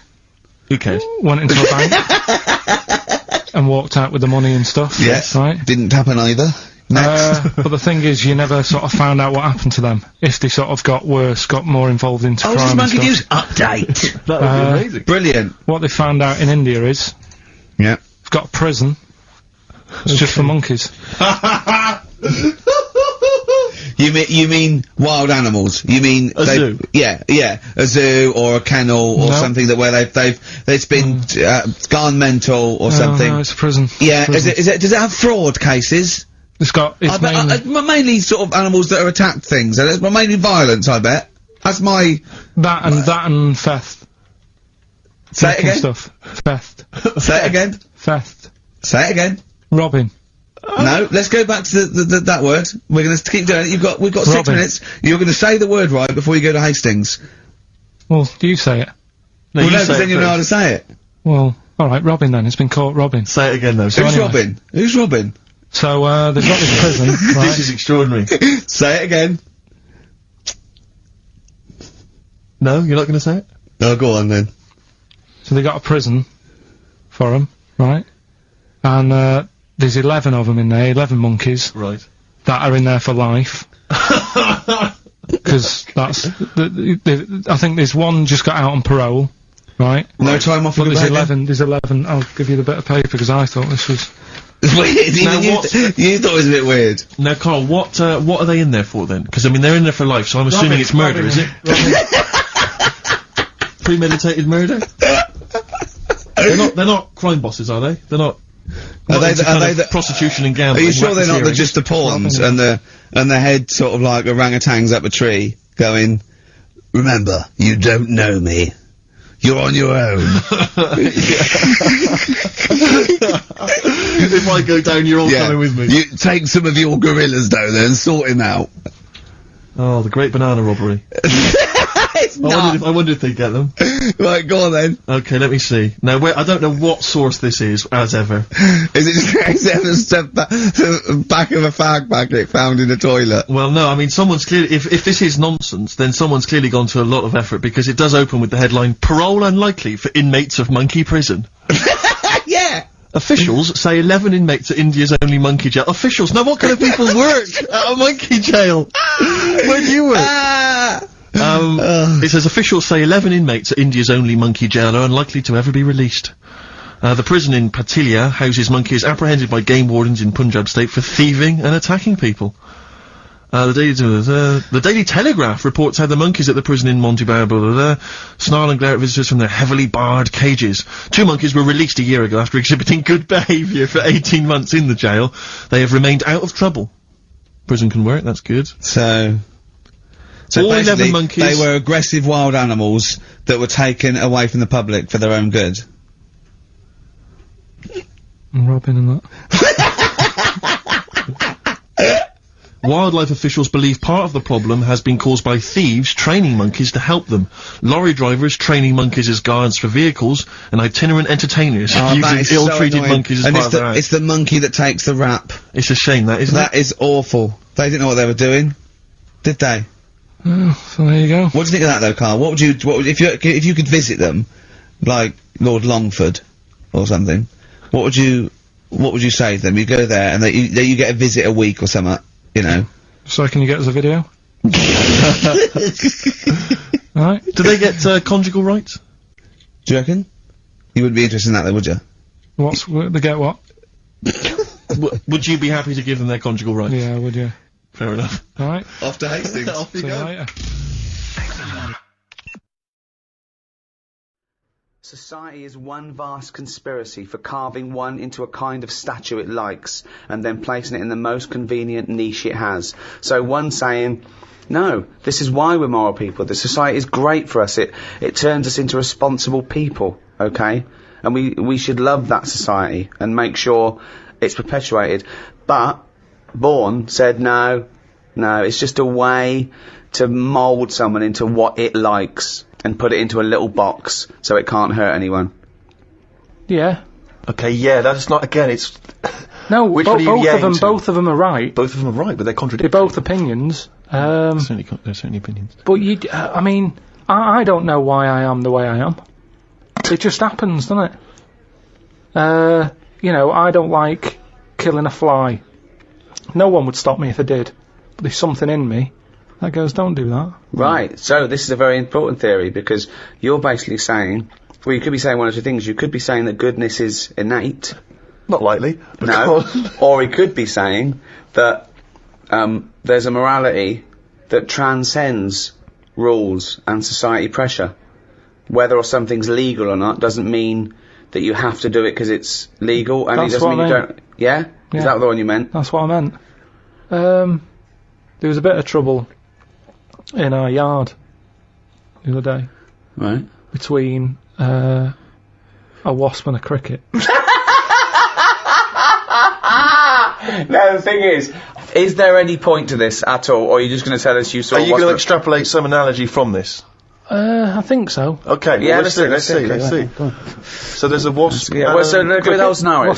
Right? As you said, sorry, just to clarify, as you said, it was kicking off. No, right, okay. Whole scenario. So you're looking out your window. No, I'm in the kitchen by the sink. Yeah. Washing up. We've got a new sink. We've got a dishwasher as well. But I said, well, I'll use a sink. We paid for it. Let's give it a go. So you're like a Luddite threatened by the technology. You're thinking your worth will be taken away. Your reason in the world will be taken away by the dishwasher. So you're like, no, Suzanne, we've got a dishwasher, but I am going to carry on. You're going to need me. I want to show I'm needed. I wanted to use it. It's like, I don't understand that if someone's got a really nice car but they have a chauffeur. Drive it. It's yours. Enjoy it. Enjoy your car. Well, feel a gear change. Yeah, but you don't drive. No, I know. Yeah, so that's alright. But what I'm saying is, I've got a sink, I've got a dishwasher. What am I doing? If I put the dishwasher on, what am I going to do? I'm just going to sit down and do nothing. Probably. Wash up then. Do something useful. I do a better job than the machine does. Well, get rid of the machine altogether then? No, because sometimes I might want to go for a walk or something. Well, why don't you go for a walk all the time? It's good for you. I'd had a walk in the morning. Anyway. So, I'm washing up. That was all the prelude to the wasp and the cricket story. It better be fucking good to top that. His life's so complicated. For a man who does nothing at all, right, his life is so complicated. No, because it's the same thing. The kitchen's fairly new. Alright, you're washing up for Christ's sake. You're using a new sink, the dishwasher's there, it's not doing anything, it's not even plugged in, it's pointless. What's going on? I'm washing up the few plates. Right. The kitchen door's open. Right. Suzanne says, oh my god, look at that. What? There's a wasp and a cricket having a wrestle. I've never seen it before. Wait! Are you sure this wasn't Mexican television and it actually was a sporting event? 2 people dressed up. Yeah. So they're there wrestling, and I was like, "Well, stop them then." So Whoa! You don't interfere with fucking Rosa Parks. Why are you interfering with a wasp and a cricket? Because one, I didn't even know they didn't get on, to be honest. So this is much bigger metaphor than black and white. Because listen, this is more important than apartheid and segregation. Because I didn't even know they didn't get on, to be honest. Because they were sort of wrestling. I said, and my hands were wet, so I couldn't do anything. I always overdo it with the fairy liquid. Yeah, sure. So she's there. I say, separate them. Poor Suzanne. No. So she uses a tea towel, flicks them. Clever. Good thinking. The wasp goes its own way. The cricket's sort of jumping about a bit. But who was fighting who? So I'm sort of saying that is really weird, because wasps are changing quicker than anything else that I keep my eye on. Okay, well that's just your theory, and it's not based on anything. Well, I've told you a couple of years back I saw one eating chicken. They shouldn't be doing it. So anyway, so now they're causing trouble with a cricket. Whoa, how do you know it was the wasp's fault? This is prejudice. Why do you think it was the wasp's fault? What if the cricket would have started it? What if the cricket's got a society that go, we hate wasps, we hate their stripes. We hate them. If they come here, fight them. If everyone comes down here, fight them. How do you know it wasn't the cricket that started that? Well, I suppose at that time I didn't, but since... Oh, subsequent information's come through. Okay, sorry. Okay, so anyway... like Columbo, isn't it? So I saw all that, we broke it up, the cricket was sort of shaking a bit. Definitely not! Definitely not! It was shaking a little bit. Yeah. So I sort of prodded it, put a little leaf over it because it was a hot day. Thought I'd put a leaf there so it doesn't get overheated. I love this, like it's done the marathon. It's got it's got Mars on the leaf, written on the leaf, and now it's just walking over with a little medal. So Suzanne, I'd leave it for a bit. Leave it. On. What did you say? Half an hour, about left it for half an hour. What did Suzanne want to do? She wanted to interfere, did she? What did she want to do? Just sort of like... No, she just sort of said, leave it, stop messing with it. It's probably a little bit knocked out, a little bit stunned. Sure, let's get on with our lives, she said, yeah. So, I put the leaf on it. You've got in too much very liquid. Why don't we use the dishwasher? Cost us 400 quid, you dopey bald cunt. So we go off, and half an hour later, I get back in, I said, I'm going to go and see the Where'd you go? Just for a walk. But hold on, why didn't you put the dish in the dishwasher and go for a walk? I don't understand. So now now as a dishwasher sitting there bone idle, you're washing up when you could be walking, and then you're still Well, it's walking. a good job I didn't go for a walk, though, wasn't it? Because how would that have turned out? That fight. I don't know. There would have just been a pool of blood on your back door. So I've been out, back in, have a look. Cricket's still there. Noticed one of its legs gone. Oh. Don't know if the wasp did that or the tea towel flick. Or it was already disabled, and that's why the wasp thought this is an easy one. What if the wasp was helping it? It wasn't, no, honestly. But what it was excuse such a me, Mr. commotion. Wasp, because we're such friends and humans don't understand us and anyone interfered would definitely don't understand us, right? He's not an entomologist, Well, right? this is when I got the computer out, Right. had a look, and it's a, what was it called? I Brilliant. can't remember. What happened is, the wasp apparently does this a lot, and it stings him in the head. Right, not this particular. There wasn't like a little profile of this particular wasp. Yeah. On a kind of It's just an incident that Just happens a generally lot happens within between wasps, wasps and crickets. Right. So it stung it in the head, and what happens is, it's that whole thing that we've talked about before, where it lays an egg. Right. So I was sort of having a look, seeing if I could see any sort of holes in its head, and it just kept sort of moving its one leg, like, oh, I can't handle this. So What do you mean it's moving its one leg? it was sort of just moving its one leg quite slowly, like it's just But come it's only out got from one an leg, but it's operation. lost one leg, you said? Yeah, it's lost one. Yeah, it's moving 5 legs slowly. No, it's one big one. We've got one big leg. One big leg at the back now. It's normally got 2 that it uses to jump. Oh, I see. So, okay. So it's now it's Right. only got one. It's sort of like, oh, it looks groggy. Is it not a grasshopper if it's jump? Is it not? What colour was it? Is it like? Sort of beige.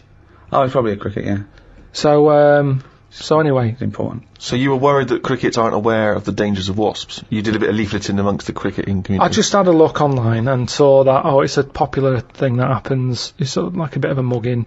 It said you can leave them for about half an hour. They normally come round and they don't know they've had an egg put in their head. But There's no way it said leave them for half an hour and they come round, they don't have an egg. But there's no way it said Well, that. it said they're normally stunned for about half hour. Have you had an egg put in your head? Fucking ostrich egg, by the look of it, it's coming out the top. So anyway, I picked it up, I placed it under a little tree. I said it's in the shade again. No wasps can see it there. Let's just leave it.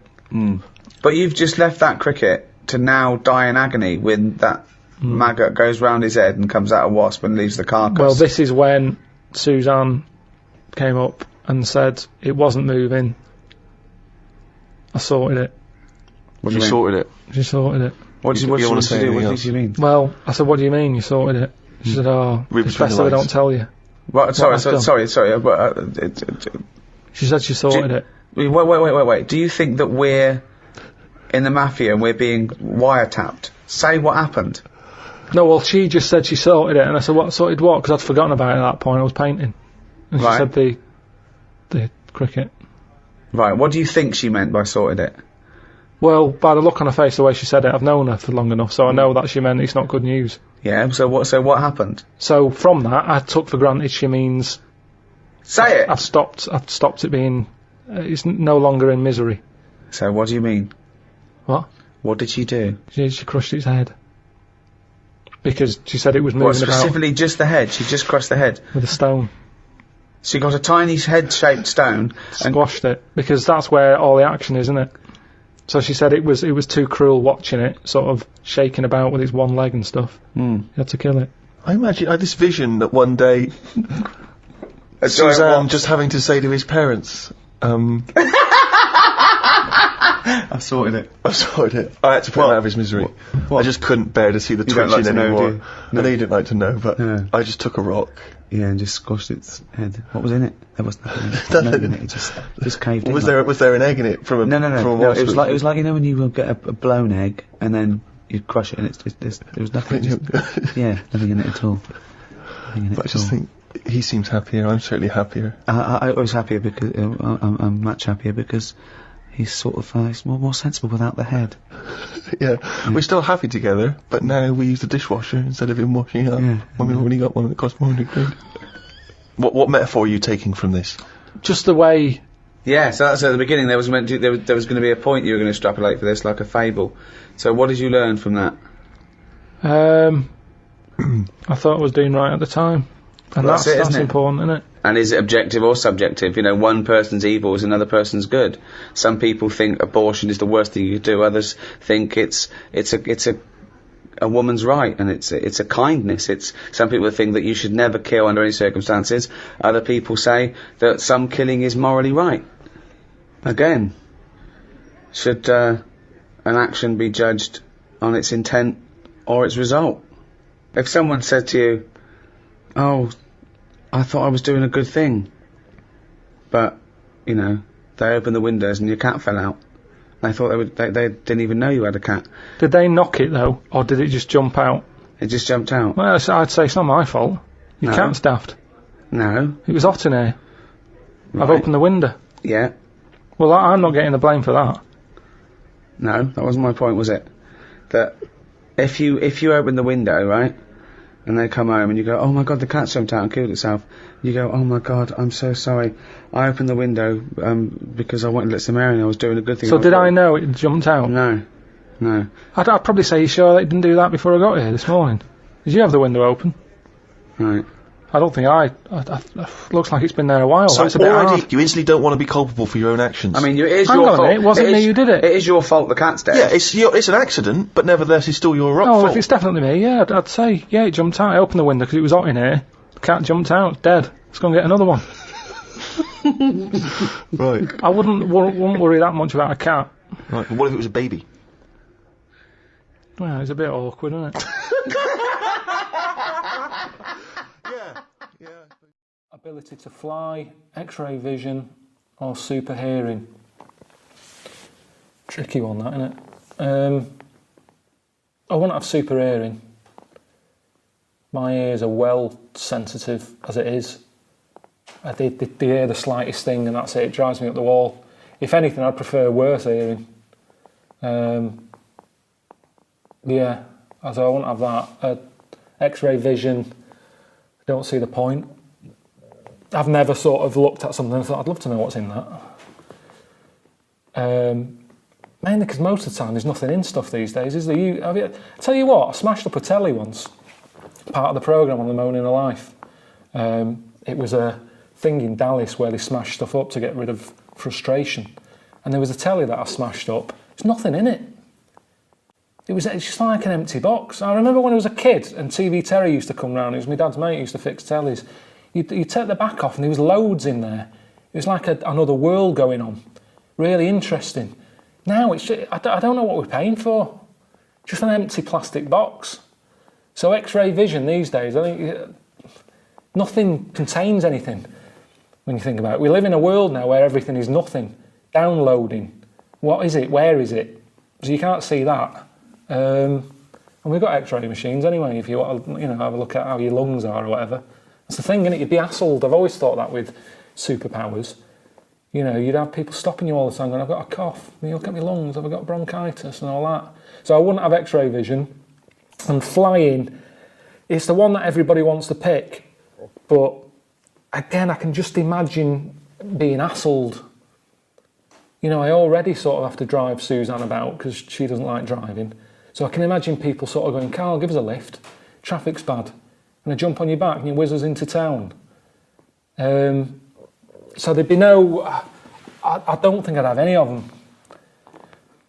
I've sometimes wondered about, how flying would be handy if you're in a building, there's a fire or something, you can jump out and fly. But then would it just be, enough to have, almost like a chicken has wings? Do you know what I mean? A chicken can't fly, it flaps about all over the shop, but it's enough to save it if it fell off a ledge. So I wonder if that's the sort of flight I'd have. The sort of flight that nobody would be hassling me to give them a lift anywhere, but if I fell off a bridge, I'd have enough flapping power just to sort of flap my way down. So I'd have that as if out of that three, I'd go with ability to fly, but like a chicken. What superpower would you like, though? I came up with one. I'd be bullshit man. There's so many meetings going on where people are bullshitting. I'd just like to walk in, I wouldn't need a special costume, just dress like this. And I'd fly in, I'd go, "Bullshit. You're talking bullshit." And they'd go, "Oh, it's bullshit, man." And I go, "Yeah, it is bullshit, man. You're talking bullshit." And eventually, people would stop talking shit. that could take off. I quite like... I mean, I know you said you didn't want a costume, but if I could get a little costume for you, what colour would it be? I don't need a costume. No, but you don't need it, but if I got one for you, what would it have? No, I don't need all that, because that's just wasting time. That's more bullshit. How do we know you're bullshit? How do we know you're bullshit, man? Because I flew in. So you can fly. So your superpower is saying bullshit, but you can also fly. Yeah, but also, people know if I've said it's bullshit, they know they were talking bullshit. Yeah, but wait. That's my superpower. No, your superpower is surely flying as well. You didn't... We can all say bullshit. No, the flying is necessary because of the amount of bullshit that's going on. But if you could fly... But if I can't fly, how am I going to get around? There's loads of bullshit. What are you going to do? Keep jumping in a cab? No way. I'm going to be busy all day. I haven't invented this. It's not my fault you can or can't fly. No. Calm down. I know, but I'm saying if it was my superpower, I'd want to fly in. Yes, my point... And I don't want a costume because I'd be constantly wearing that costume because of the amount of bullshit that's being said. Yes, I understand that. So your point is this. Everyone can tell bullshit, but you need to fly to get there quick and get it out in the open. Can it quick? Yeah. Someone starts spouting How can you hear them? So you can also be super hearing as well. Yeah. So you can... Hold on, so wait a minute, right. Can you see where they are? Or can you just... I'm just hearing it. So if there was a meeting, right, going on in Leeds now, and there was a bloke going, well, if you invest in this company, if you give me 1 million, I can guarantee you will make an extra $1 million by the year end. I will double your investment in 1 year. What? Bullshit! That's how it would work. You can see how... I know, because honestly, that's years and years of people spouting it. Yeah. Meetings, ever since being neck-high. It's like, that's all you ever hear. Okay, but how would you programmes in X Factor, honestly, X Factor would keep me busy. Okay, Just the amount of shite that is being told to people in that, and all that crying, that'd be the next one, I don't know what I'd call it. That thing when girls do that now, I don't know where that's come from. When they're getting a tear coming on, they go like that. I want to fly. Fucking stop doing that. Okay, what do you make of the police protesting to Parliament over reforms? That's not the band. Before you say... Right, what's all that about? Okay, well, the police have had various kind of gripes and grumbles which they've taken to Parliament, try and get them sorted. Like what? Well, it could take ages, basically. They don't like the pointy helmets anymore. Yeah. They want flat caps. They feel that their powers are restricted. They get a lot of bad press. They're not being paid well. They're under resourced. They actually demonstrated, didn't they, outside? I think they may have done, yeah. Well, at least they're doing something about it instead of just sitting there moaning. You know what I mean? They're going to the top, trying to sort it out. Yeah. I admire that. Yeah. What do you think of the police generally? Are they doing a good job? They've woke me up a couple of times at about 4 in the morning when I was a kid. Right, was that because they were looking for your brother in his tank? Yeah! Did a Sherman tank just come through here? Yeah. No, my mates nicked cars and gave my name and all that. Right. Were they friends of yours? Yeah. Have you ever read the White Van Man column in The Sun, Karl? I've seen it. Are you familiar with this? This is where every day in The Sun they interview a guy who drives a white van, just, in order to get the kind of voice of the man on the street in the paper. And he has to answer, or just give his opinions, really, on events that have made the news each week. Just thought we could maybe throw some of these at you, Karl. Go on. Because we know to see what your views are. Yeah. So, just the first thing that comes to your mind, the sort of your initial reaction to each of these. Top all these, but you don't need to know about them. It's just your philosophy on it. Yeah, so just your views. Yeah. I have had a few days off this week, remember, so I don't know what's going on in the world. Yeah, you stayed in London, though, didn't you? Yeah, you didn't bury yourself, did you? I normally see the news, but I didn't this week. Okay. So, what was your view on Will Young beating Gareth Gates in the final of Pop Idol? Don't like him. You know what I was thinking about when I was watching it all the way through? Yeah. How he looks like he's got a wire coat hanger in his gob. That sort of... Right. Again, it's radio, Karl. Radio. It's a great face. The funny face you're pulling doesn't really translate. and, a radio. And that's a problem for you, is it? And just the way he's from a really rich family. I opened up the paper on the Monday or something, and it had like how he went to a posh school and he's got loads of money already. Yeah. It's just a bit... Okay. Right, what's the second question?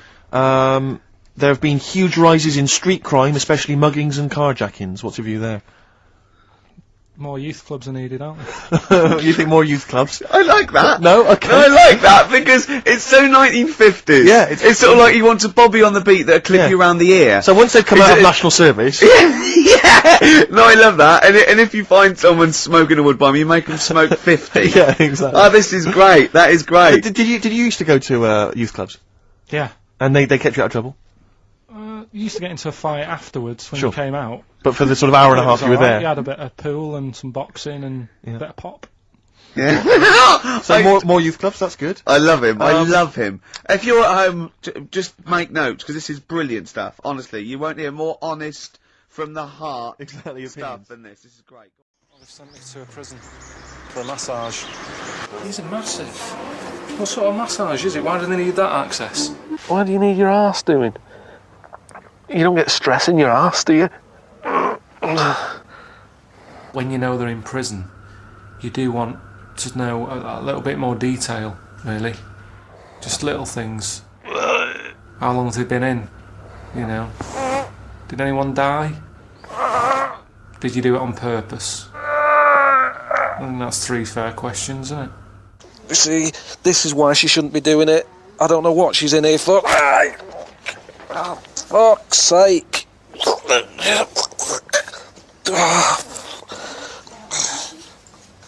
How come he's not getting this? Oh. Cheers. Anyone's watching this and they want to work in the beauty business and they're thinking, oh, I want to do massages and all that business. I'll go and whack someone on the head with a hammer. It doesn't send out the right signal. She dropped a bollock. She messed up in her life. Got to pay for it. You can't stay Jack the Ripper. What do you want to do? Make some muffins? Go on then, open a bakery. You've got a killer on the loose who's going, oh, I'd love to rub people's necks. Get out. And he said, why don't you come round to the office? So I said, what for? Because meetings with him are never proper meetings. Like I say, it's almost like I feel like his personal trainer. It's kind of, let's have a wrestle. So he called up and he said, come round. I was like, what for? What are we going to do? And he said, oh, we can have a meeting. And I thought, went along. And his office is in a really nice part of, like, North London. Dead quiet, trees and stuff, really peaceful. Considering it's London, it's nice. And I'm walking down this little alleyway to his office, and he, stop, this is the round head police. Your head is too round, right? And this is, like, this really loud, to the point of, I was like, how's he managed that? And he'd fold up a piece of card and made like a megaphone. And people were coming out of offices and stuff, and road workers were stopping the work going, like, what's that? And that's all he wanted me around for. When I got in, I said, what are we doing? He said, no, I just wanted to do that. In ancient Greece, every year, 500 people would be selected from that Grecian society, and they would have to sit there that year, and they would propose laws, and everyone else would vote on them. And that was their obligation. They were obliged to be one of that 500, if a bit like jury duty, called up, and then they had to propose their ideas, and then the rest of the citizens voted on it. Now, if you're in that position, all right, you're called up, what rules and laws are you instigating? You might go, right, I want an egalitarian society. I want freedom for people. I don't want slavery. I don't want any sort of oppression. Would that be high on your list? Well, you could say, you know, when I worked at Cordon Bleu, there was times when I thought, I'm being treated like a slave here. You weren't though, because you were being paid and you were free. So. What do you mean? I wasn't free. I was on, like, from 9 till 6. Yeah, you had the choice to leave the job. Slaves didn't have the choice to leave. They no. They wouldn't go. They go. I didn't have any actually, choice. Actually, Mr. Jackson, I'm thinking of leaving your employment. No, 'cause the money's no good, and I don't like the dwellings.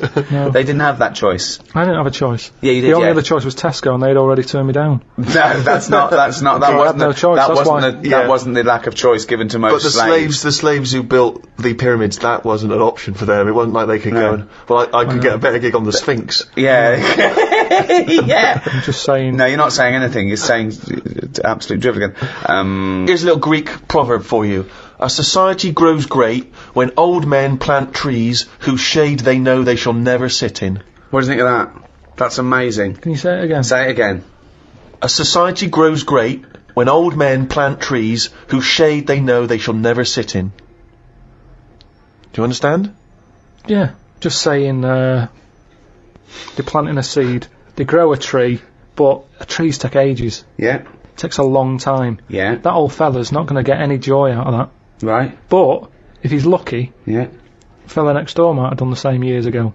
So it's all about sort of planting a seed, looking after each other. That's great, actually. It's not. I don't think it's directly It's what almost, it means. it's almost the point. Yeah. That's good. Yeah, I think he means that future generations. But yeah, if the next door neighbour had done that, then that works as well. But you seem to agree that that's a good point. Do you agree that seems a good point to you? But I'm sort of guessing he enjoyed gardening anyway. Part of the enjoyment was in planting that seed.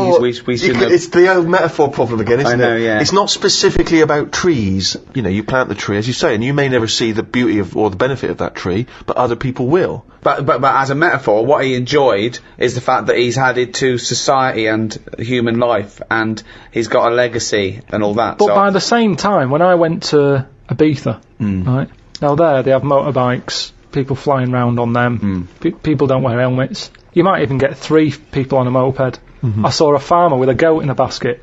They don't care. They're whizzing around at high speeds. A lot of deaths there. Yeah.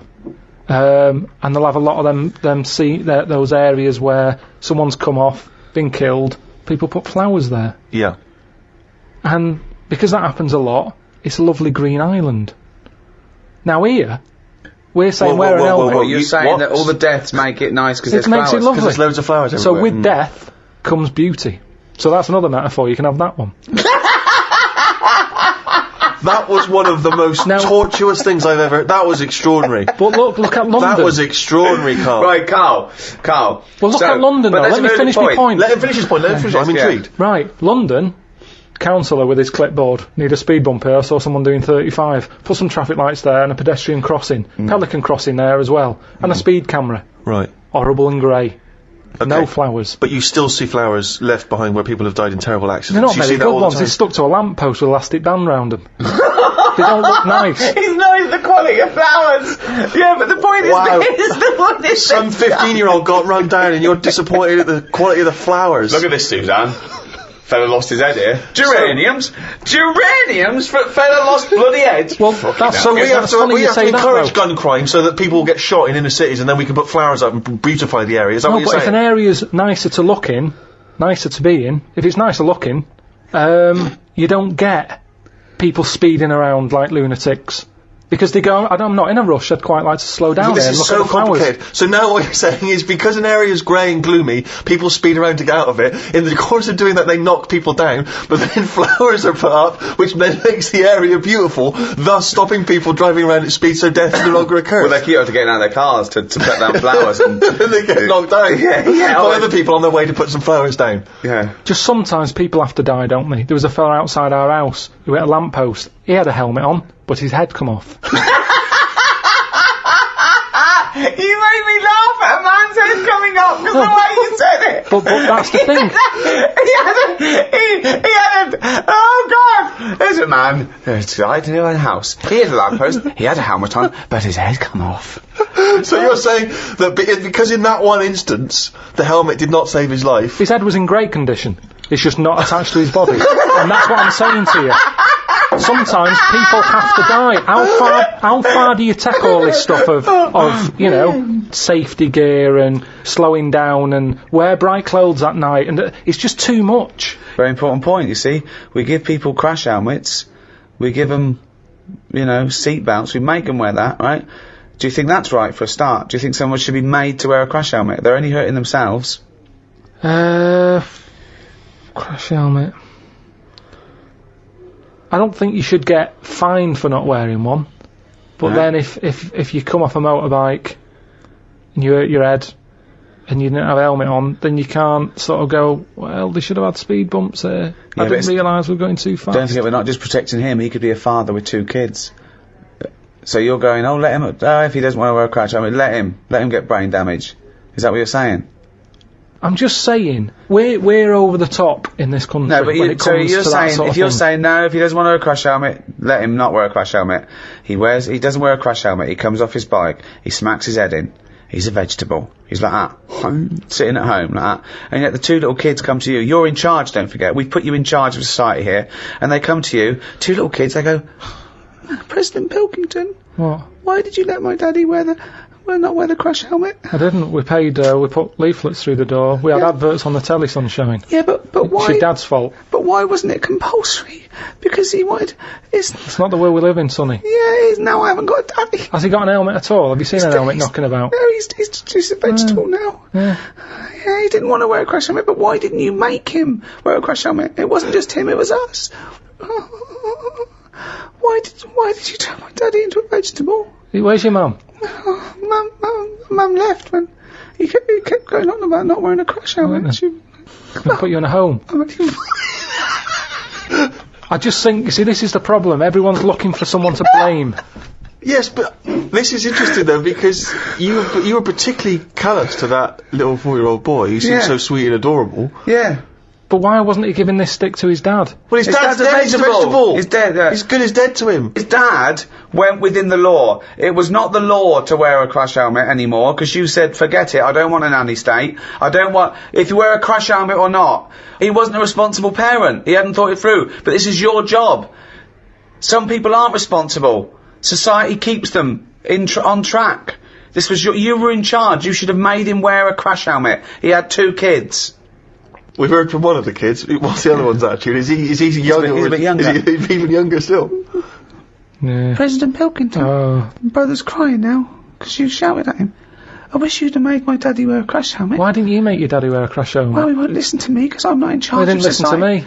Yeah, but... He seems like a bit of a numbnut, to be honest. No, he did listen to you. What did he do for a living? Because you made a new rule saying people don't have to wear crash helmets. Right. What? And he listened to you. Did he pop shoes on in the morning when he went out? Or did he need to be here to tell him to do that as well? No, there's certain things so he has got some common sense then. Well, there's enough, Oh, right, interesting. Yeah. So he can be bothered with his trainers, but he can be bothered with helmet. I haven't got a daddy. Jesus.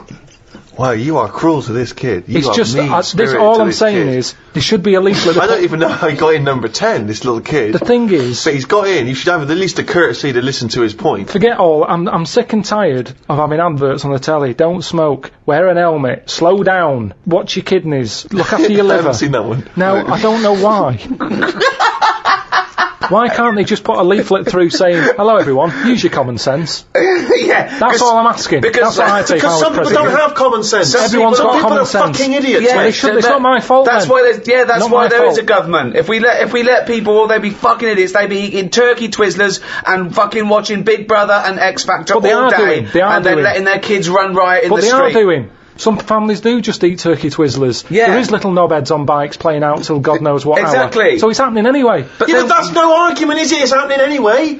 That's no argument, Karl. It's what we've talked about here. Social responsibility. The reason people get into politics is because they feel it's their obligation to change those things. This is your approach. I wash my hands of the whole affair. Yeah, I'd hope that the people who don't wear an helmet sort of they do themselves in, and that's cleared them off. That's one problem sorted. So you think you're being Darwinian? You're thinking survival of the fittest. The idiots will soon, but they don't, because they're not just the victims. The dead person isn't the victim.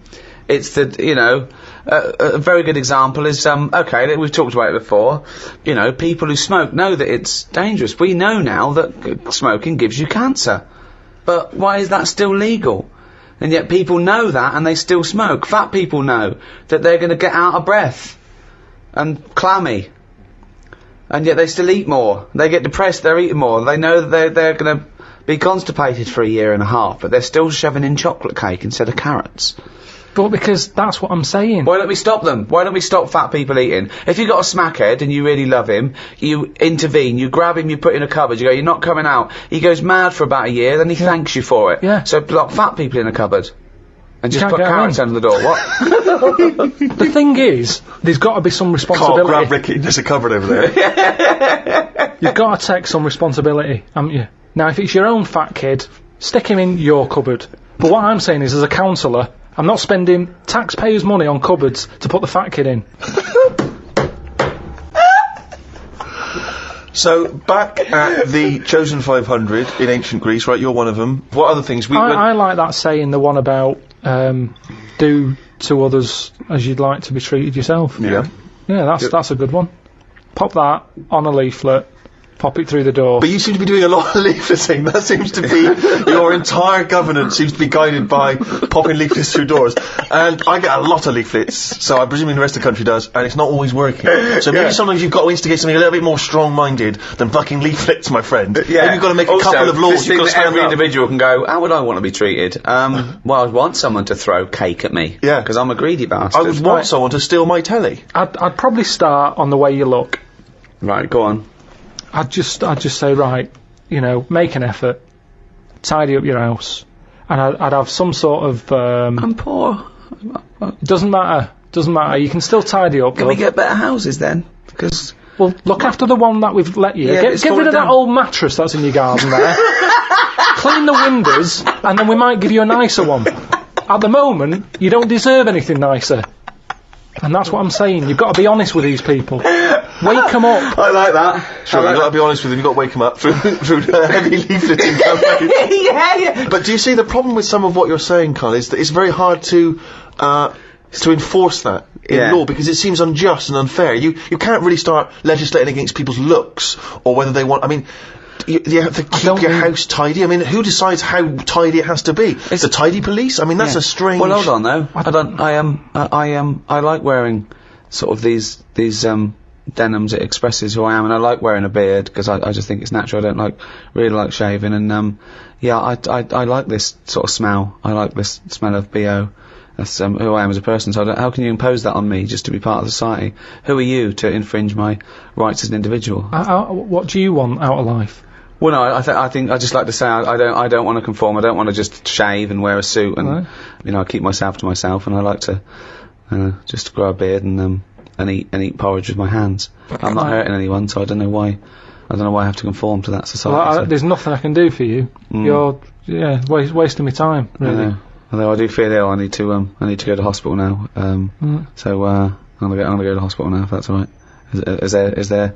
Is there care for me? Well, what's up with you? I've got diseases from like eating with my hands, and there's things growing in my beard. Right.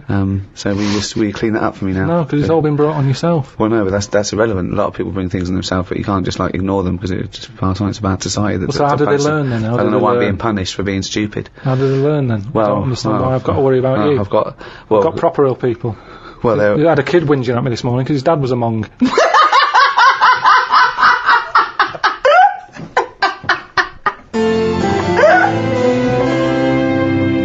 Obviously in China, you can only have one child, can't you? Is that something you feel we should bring in here? Yeah, I think we've got to, I don't know about one kid. I just sort of concentrate on who can have a kid. Okay. As opposed to, you know, if someone's got a load of money and they're good at looking after kids, let Madonna have as many as she wants. But if it's someone who's... So social engineering you want to do? Yeah, but hold on though. Well, what use are they then? If you're bringing them into a poor family, what's the point? What good is that for anyone?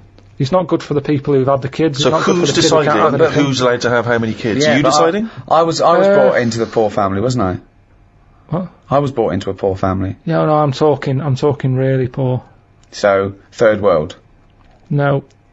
Well, poorer than that? Poorer than no money at all? No, somewhere in the middle again. You've gone too far the other way. Okay, why has it always got to go the other way? Cornwall. I just mean like the people who I've told you about on the estate sometimes, who had that one who chased cars and stuff. He wasn't happy. They didn't care if he was there or not. What's the point? Right, so hang on, so let's imagine that Ricky and I are husband and wife, we've come in, right? What's your questions to us to establish whether we are allowed to have a couple of kids? Hello. Thanks for coming. Me and my husband, we can't have children. Why not? Because he's got no sperm at all. Okay. He had one sperm and it was too ridiculous, it was awful. It just came out like a dead anchovy. Right, and you're meant to have 300 million tiny ones, and he had one big one. It was horrible. I had to pull it out. It was like a leech, and also it was no. I haven't got a vagina, so there was no place completely to smooth down there, like an action man. Yeah, it was just that. I don't know, but we love children, and we wondered if we could have a child. What do you do for a living? What do you do? What's your work? I'm a rapist. Right. And I dispose of the bodies. Right. Well, fill out this form. I should have clarified. A rapist murderer. Fill out the form. He did it in the wrong order as well, I must say. So, number of times I've disposed of the body, said I hadn't made that one. I know. Just wondered what else you need to know about us. Because even though that was our little joke, by the way. He doesn't rape, and I don't. I work in an office. He works in an office in the town. But I'm a housewife. She's a housewife. I'm making a little nest for when we adopt a little child. We don't earn a great deal of money, but we're good parents. We're very good parents. What's that based on? Well, we're good people, you know. I mean, aside from a few naughty jokes, we're God-fearing people. We believe that God is watching all of us, and we believe in the Old Testament. And sometimes He tells us to kill and rape. Yeah, sometimes He does. Yeah, particularly. We've stoned a couple of homosexuals this week alone. We're joking again. We're joking again. We don't believe in God. We're from an atheist and believe that our time on earth is all we have, and then when we die, we become worms, mate. Right. Well, you filled out. But we've already painted the back bedroom. That's ready for the little child. We painted it black. Yeah. Because we want our child to be a Satanist. Right. Joking again. Little joke joking again. We want him to be an accountant. Yeah. Gay accountant. Some would say the same thing, only joking, of course. I think there's too much in society where people are pressured to be heterosexual, so we're going to try and make ours a homosexual. So we don't care whether you get a homosexual or a heterosexual, but I'll tell you, by the time he's 14, he will be as queer as the Ace of Spades. Right, so you filled out the form. Yeah, we'll pop that in, get it processed. Right. Okay, but what kind of questions are you going to ask us? None really. None. Just my job. You're happy. You're happy my job with us. to pass the forms on. We've passed the interview. Because that's the sort of world we live in now. Oh God! We don't want a child. We don't want a child, actually. But do you know where we could buy a knife and a sack? Start with capital punishment. Do you believe in the death penalty? Yeah, if they know for certain that. Well, how do you know for certain? If they say I did it. Well, people have confessed before and been lying, haven't they, to get attention or something? Why would you lie? You might be protecting someone else. The love of a parent for their child who's committed a terrible crime might say I did it. There's loads of reasons. How can you kill someone? How can you make that a definitive ending when you can never know? Because that person wouldn't do it again, because then they'd know, wouldn't they? What? Say if I did a murder. Yeah. You said, I'll take the rap for it. Yeah. Right?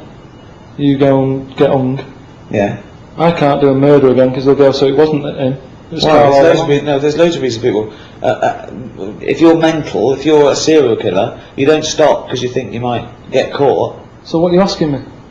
I was asking you, do you believe in the death penalty? No. Well, what do you want me to say? I don't know what the right answer is.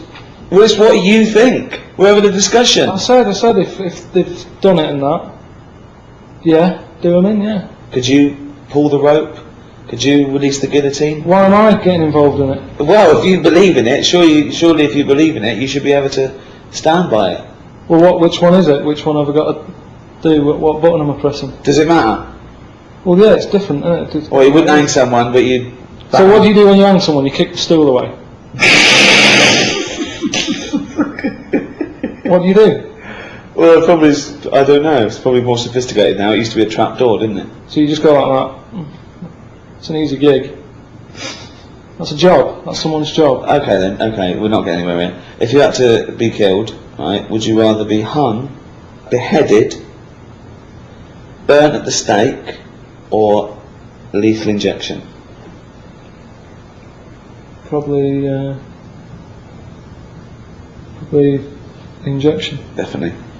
So you just go to sleep. What if I tell you, everything else is the same, but with a lethal injection, as he injects it, he just slips his finger up your arse for a laugh?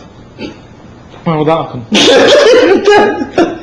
Is that in small print? Have they told me that before? I'm just saying, would it make a difference if you were going to die anyway? So you just lay down like that, like, he just injects you and he goes, okay, just got it. Why is he doing that? What? Why is he doing that? Just for a laugh, why not? For a laugh? Well, yeah, if he's killing you, if you're worthless to society, why doesn't he might as well put his finger up your arse? What's it up to? What's to you? It doesn't make any difference to you, does it? You're going to die in a minute. And do I know he's going to do this? Yeah, I'm not happy. So what is it then? Lethal injection with a finger up the arse, hanging, I'm not happy with the finger up the arse. No, you're not. But surely you're not happy being put to death. I'd just say, hang on a minute, why are you putting gloves on? Why are you getting that finger out to stick at my arse? Maybe he doesn't put gloves on. Why does he put gloves on? Well, I'm not happy with that. But it's nothing to do with you, Karl. Well, what do you have? I'd have a lethal injection without the finger up my arse. That's not your choice, though. You've done an awful crime. I'm not having finger up the arse. Hang me then. Well, you'd rather be hung than lethal injection with just popping a finger up your arse. I don't want that. So Okay. Have your head cut off. You know about the. Are you still alive for about 30 seconds after you had your head cut off? Wouldn't have thought so. You see, this is, again, you believe the monkey's typing away. Well, it's nerve reactions, isn't it? You're not alive as such. Well, they got him to walk years ago, whenever they did the last sort of head chopped off thing. How long ago was that? I don't know. A few years ago, wasn't it? Yeah. And they said to him, right, you're going to die in that. You've come to terms with it. Yeah. Have a bit of fun, right? Finger up the arse? No. Going to do a white line on the pavement. Bollocks. How could they tell him that that's what they were going to do? So he was meant to what? Remember this and walk the white line without a fucking head? Well, this is what they did. Well, no. They painted a white line, right? Yeah. They said to him, right, we're going to cut your head off. Yeah. There's the line, have a look now. Right, so you know where it is. Karl, think what you're saying. How is he going to remember it without a head? No, you remember, you remember... Where's the memory? Where's the memory? In his legs? Where do you think you store memory? In your fucking arms? Yeah, but if you do it quick enough, if it's like, go, and you... No, he's walking there. And he's walking, and he walked... No, it's bollocks, it's bollocks. He did 35 steps. Bollocks. It's not bollocks, though. Because how can the body remember what his head was told a few seconds ago? His head's now in a basket. Yeah. The body doesn't go, what was I meant to do? I know, I was meant to walk along. Well, they did it was a test. Well, no, it wouldn't happen. You're talking shit again. Okay. Believe in absolute bollocks. So is you with the monkeys and the Shakespeare. That's what annoys me. It's not about monkeys, is it? It's about random. Yeah. So you'd have lethal injection? Lethal injection, yeah. I think that is best. Big discussion about donor cards. Of course, there's no reason not to give your kidneys away after your death, to all your organs. They're no good to you, and you'll be helping life. It's perverse to me that you wouldn't want to donate your body to a worthy cause after your death. Medical research, whatever. You agree with that, don't you? Well, you know how I feel about it a little bit. I don't like the idea of certain bits. Why not? What does it matter? Just because there's certain bits that are really personal to you, aren't they? No, there's not. What bit is more personal than another bit to you? Well, like I've said, my eyes. They're my eyes. They see stuff I like. Yeah, now what happens if someone else has them and they start looking at stuff I don't like? I don't like the idea of that. But that's ridiculous, because your eyes they're just bits of tissue. They haven't got your but we don't know, because they found out there's something called cellular something or other that I've told you about the person who had some sort of operation and ended up like in yellow biscuits. I've told you about Yeah, but that's bollocks. It's the same you thing told with us the about eyes. it, but I dismissed it as bollocks immediately. Not just because you said it, because it was intrinsically bollocks. No. But it could work the other way anyway, where the person who has my eyes starts, like, looking at ants and insects and stuff. I might carry on. Bollocks. Again, this is all bollocks. Got none of your memories, none of your thoughts, none of your reasoning, nothing of you, none of your personality. They're just a collection of cells that now have light going through them and making this new person see. They're a lens. They're a lens. That's all they are. So there's no reason why, this was the crazy thing, isn't it, when people started saying that they wanted their organs to go to a particular race of person, and obviously that's illegal.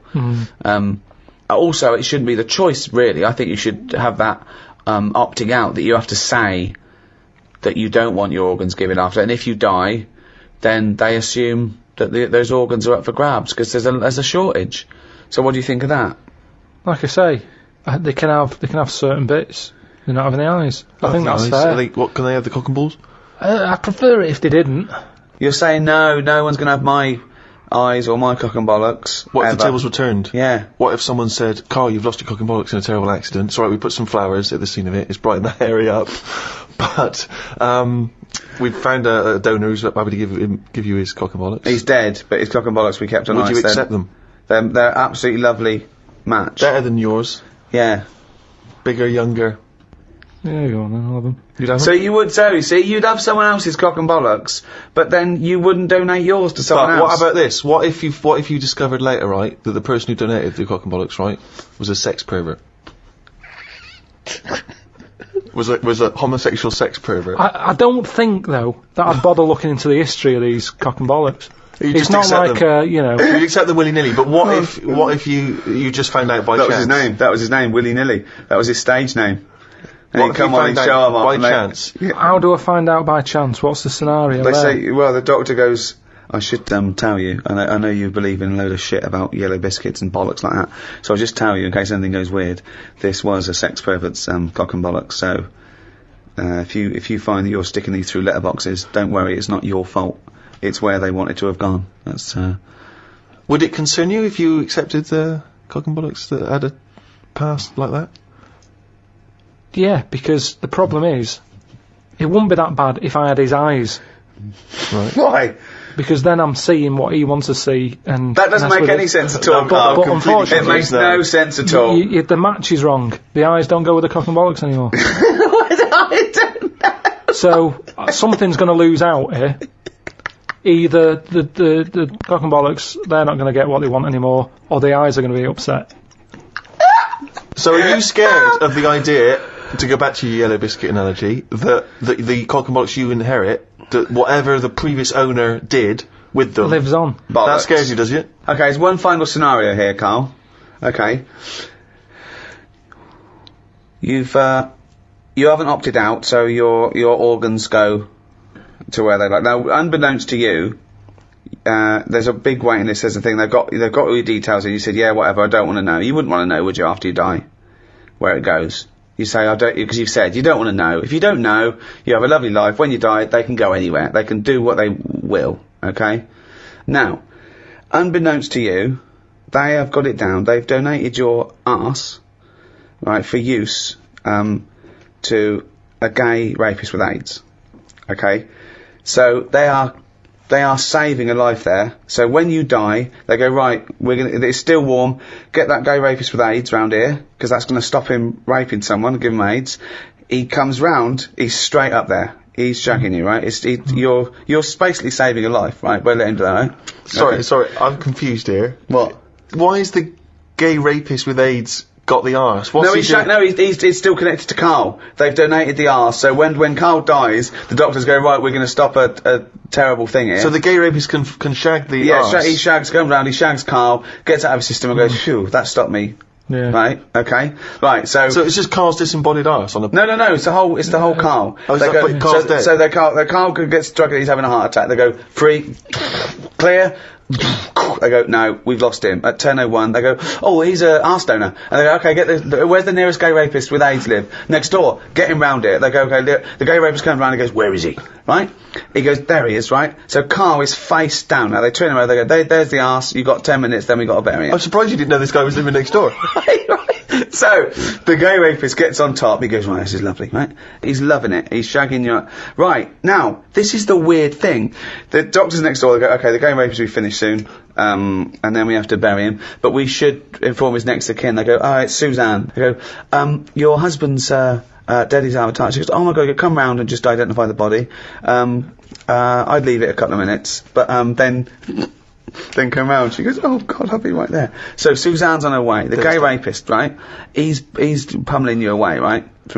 But you will not believe this. Oh my god. The movement and the way he's shagging you, right, has started your heart. Wow. Right? This is a stroke of amazing good fortune. Right? So you go, he goes, right? He, right, has a heart attack. Right? And he flops down on you. He just like headbutts the back of your head. So now, you're both naked, this gay rapist is up your arse, he's dead, right? The shock, you go, fuck me, how can I get out of this, right? You wriggle, you fall onto the floor. So now, he's on the bottom, face up, you're on top of him, he's still in you. His cock is up your arse, you're sat on him, wriggling, Suzanne walks in, goes, Karl, what the fuck are you doing? She's heard about me being dead, and because she's come to the hospital. She goes, and they go, he's in there, and she goes, he's not dead, I can see him. They go, oh, it's been terrible. She bursts in, there you are, on top of him, wriggling to try and get his knob out your ass, right? You're sitting on a man who's dead. What do you say? I'd just say we got to join Booper. Karl, I'd like to ask you, if I may, stop twiddling that. Now, this is interesting, because you were fiddling with a bit of plastic there, and it was annoying me, and I know that a lot of things annoy Ricky, get very infuriating for him. Social etiquette. Now, that's a very, that's not obviously inscribed by law. These are just things which have built up in society. So, for instance, it's impolite to sneeze and then shake someone's hand. Yeah. It's... or sneeze straight in their face and go, oh, sorry, I've got swine flu. Now, those things are obviously good practice in terms of avoiding the spread of disease, so that makes sense. But other things also, are just more might just arbitrary. be disgusting. If someone hasn't got a disease, I don't like to see someone sneeze on the pavement or sniff or scratch their arse. So social etiquette, I mean, how do you decide... I mean, what prevents you from being truthful and honest at all times? I don't know, there's something in you, and sometimes you can just pop it out, can't you? I've been in a situation when I've said stuff and I've thought, why did I say that? Go on. But it's not always... in the dentist.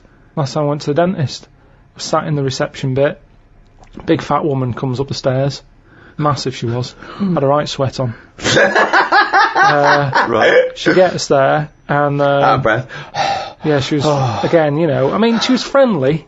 Dead friendly, but kind of like, you know, leggings on. Sort of, you know... shoes but not on properly. She was stood on the heel. Yeah, You know, like she couldn't be bothered. Yeah. It's like greasy hair. And she went up and she's being all happy and everything. And I think that's what annoyed me. So when she sort of said, oh yeah, I've lost weight, she was talking to the woman behind the counter. And she sort of said, yeah, I find it really difficult, especially living where I live and having to come down this high street because there's so many cake shops and everything. And she sort of said, you know, today I've walked past, normally I always have a coffee and a donut, but today, you know, I didn't have a coffee and a donut. And I just said, why was it shut? Right? No, you didn't. I did, honestly. Honest to God, on my mum's life. I said, why was it shut? She said, oh, Hold on, why did you butt in? She wasn't even talking honestly, to you. I know, it's really, really weird. It's Wait, really did you have weird. to shout across the dentist waiting room, or were you No, stood it was next just, to it was it's a small waiting room, so you got the stairs, you go in, you've got about 4 chairs, and then this old desk, and I get on with the woman behind the counter, and I always sit close to it, and it was just me there, and I was talking to her about going to Corfu or something.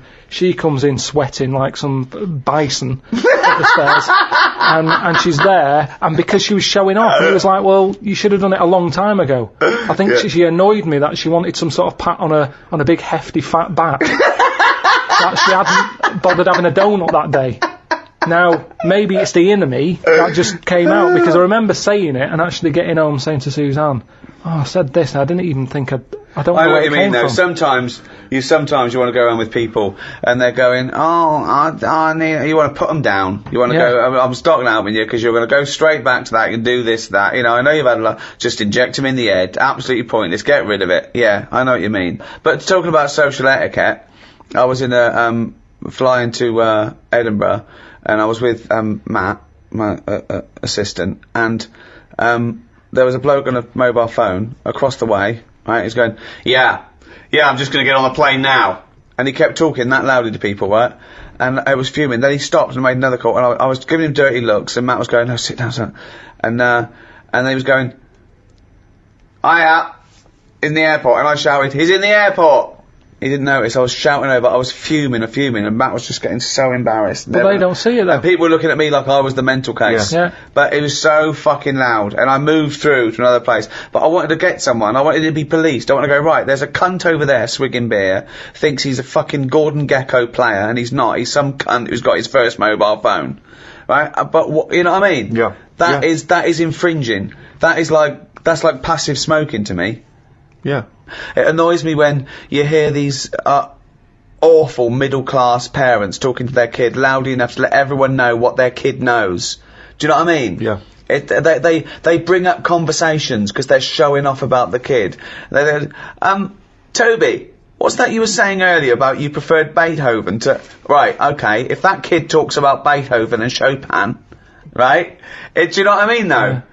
It's like people showing off, thinking that the world is interested in everything they fucking say.